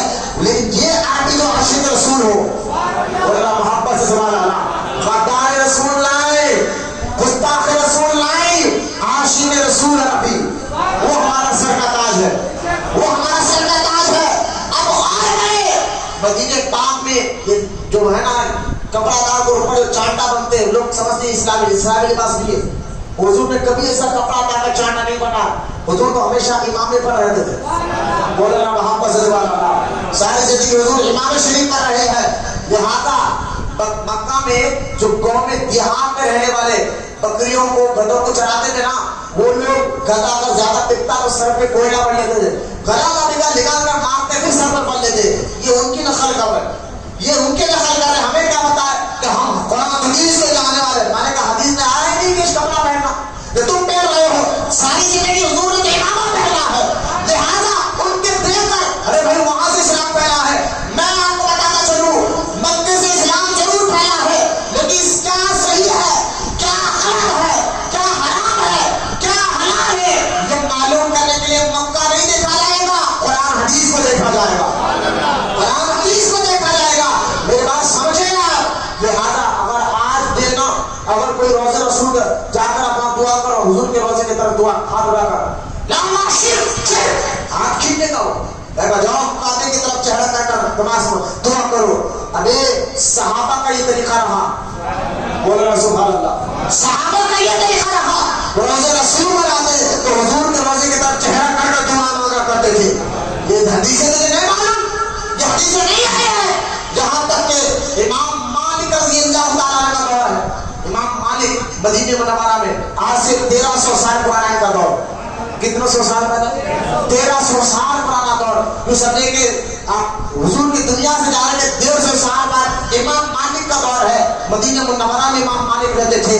چوتھے امام ہے، چوتھے امام ہے، 4 امام مزید دوسرے امام ہے امام مالک رضی اللہ تعالیٰ عنہ کے پاس خلیفہ ابو جعفر منصور جو عباسی خلیفہ تھا، منصور ابو منصور، یہ آیا مدینہ منورہ میں اور آتے آتے حضور کے روزے کے سامنے ٹھہر کر بات کرنے لگا. بادشاہ ہے، بات کرتے کرتے اس کی آواز تھوڑی اونچی ہو گئی. امام مالک نے خلیفہ بادشاہ کو کہا، بادشاہ روزے رسول کے سامنے اونچی آواز نہیں کرنا. وہ قرآن میں اللہ فرماتا ہے سورہ حجرات میں، اے حبیب جو تیرے دربار میں آئے ان سے کہو کہ آوازیں نیچے کر کر بات کرے. وہ سورہ حجرات میں آیت مبارکہ ہے. لہٰذا یہ حکم قیامت تک کے لیے ہر مسلمان کے لیے، یہ خود حضور کی زندگی میں نہیں تھا، آج بھی یہ حکم باقی ہے. منصور کو ٹوکا اور ٹوک کر کہا کہ آواز نیچے کر، کم آواز سے بات کر. اور یہی عقیدہ آج بھی ہمارا ہے. پھر اس نے کہا، منصور نے کہا، اے امام مالک ایک فتویٰ مجھے دے دیجیے. کیا ہے؟ کہا اب میں آیا ہوں دعا روزے رسول کی طرف، حضور کی قبر شریف کی طرف چہرہ کر کر دعا کروں یا کعبے کی طرف چہرہ کر کر دعا کروں. امام مالک نے کہا کہ اے ابو منصور دعا کرنا ہے تو چہرہ رسول پاک کی طرف کر کر کرو، قبر شریف کی طرف چہرہ کر کر دعا کر، وہاں سے چہرہ پھیرے گا تو پھر جائے گا. کہا ارے یہ صحابہ کا طریقہ تھا، تابعین کا طریقہ تھا اور تمام اولیاء اللہ کا طریقہ رہا کہ وہ روزے رسول کے پاس جاتے اور چہرہ ادھر کر کے دعا مانگتے. یہ آج ان لوگوں نے نئے نئے طریقے نکالے ہیں.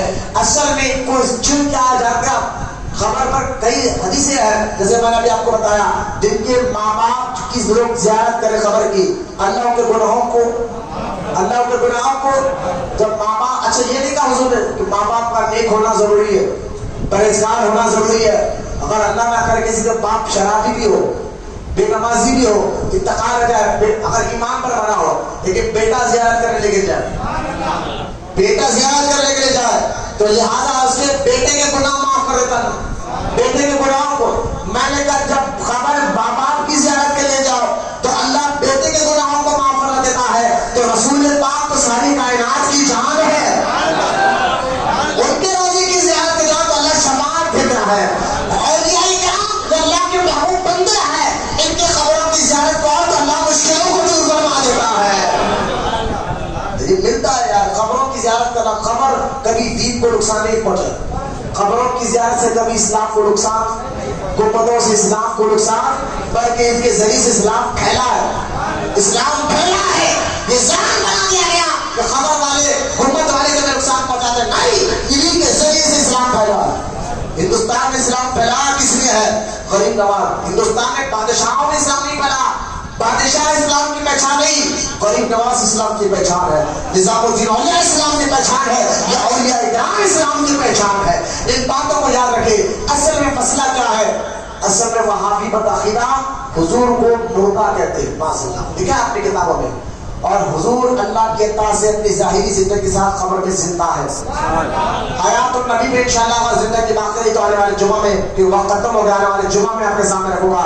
حضور اللہ کی عطا سے قبر میں، اور ایسے زندہ تو مرنے کے بعد سب کی روح قبر میں زندہ ہوتی ہے. آپ کی ہماری سب کی روح زندہ ہوتی ہے. حدیث حضور نے فرمایا جب قبر والے کی کوئی خاص رشتہ دار قبر کی زیارت کے لیے آئے، باپ ہو بیٹا زیارت کرے تو باپ پہچان لیتا کہ یہ میرا بیٹا آیا. باپ اور بھائی زیارت کرے تو باپ پہچان لیتا یہ میرا بھائی آیا ہے، چاچا آیا ہے، رشتہ دار آیا ہے. یہ عام روحیں پہچان لیتی ہے. عام روحوں کی طرح سمجھ ہوتی ہے. تو مرنے کے بعد سب کی روح تو ختم نہیں ہوتی، ان کی روح تو دیکھتی، پہچانتی، ملاقات بھی کرتی ہے. یہ عام روحوں کے بارے میں ہے. اور میرے آقا کی زندگی قبر کے اندر عام روحوں کی طرح نہیں ہے. یہ مسئلہ آپ کو سمجھنا ہے. عام روحوں کی طرح نہیں ہے. جیسا حضور مدینے میں ظاہری زندگی کے ساتھ تھے، سمجھ اسی طرح حضور اپنی قبر میں بھی اللہ کی عطا کے ساتھ زندہ ہے. مطلب اب عام روح جہاں چاہے نہیں جا سکتی، لیکن میرے آقا جہاں چاہے آپ دیکھتے ہیں، جا بھی سکتے ہیں. لہٰذا حیات النبی، اصل میں لوگ نبی کو معاذ اللہ مردہ کہتے ہیں. انشاءاللہ آنے والے جمعہ میں آپ کے سامنے ان کے بارے میں، حیات النبی کے بارے میں اگر اللہ سے زندگی عطا تو کچھ باتیں اپنے سامنے رکھوں گا. اللہ کے بارے میں دعا ہے ہم تمام کو کہنے سننے سے اللہ عمل کی توفیق عطا فرمائے. اللہ ہمارے ظاہر باطن جسم روح دل کو پاک بنائے. اللہ ہمیں مدینے پاک کی حاضری نصیب فرما، روضے رسول کی حاضری نصیب فرما. جن کو مولا ہمیں ہر طرح کعبے کی زیارت کے ساتھ ساتھ روضے پاک کی زیارت نصیب فرما. ہمیں سچا عاشق رسول بنا دے مولا، اور قیامت تک ہماری نسلوں میں عاشق رسولوں کو پیدا فرما. جتنے بوڑھے بچے نوجوان اس مسجد میں بیٹھے مولا، ان کے بیٹھنے کو قبول فرما، ان کو نیکی عطا فرما، ان کے گناہوں کو معاف فرما، ان کے مشکلوں کو ختم فرما، ان کی پریشانیوں کو ختم فرما. اے مالک و مولا سب کی دعاؤں کو سرکار مدینہ صلی اللہ علیہ وسلم کے صدقے میں، سرکار غوث پاک رضی اللہ تعالیٰ عنہ کے صدقے تو پھیلے، ہم سب کی دعاؤں کو قبول اور مقبول فرما. وما علینا الا البلاغ والحمد للہ.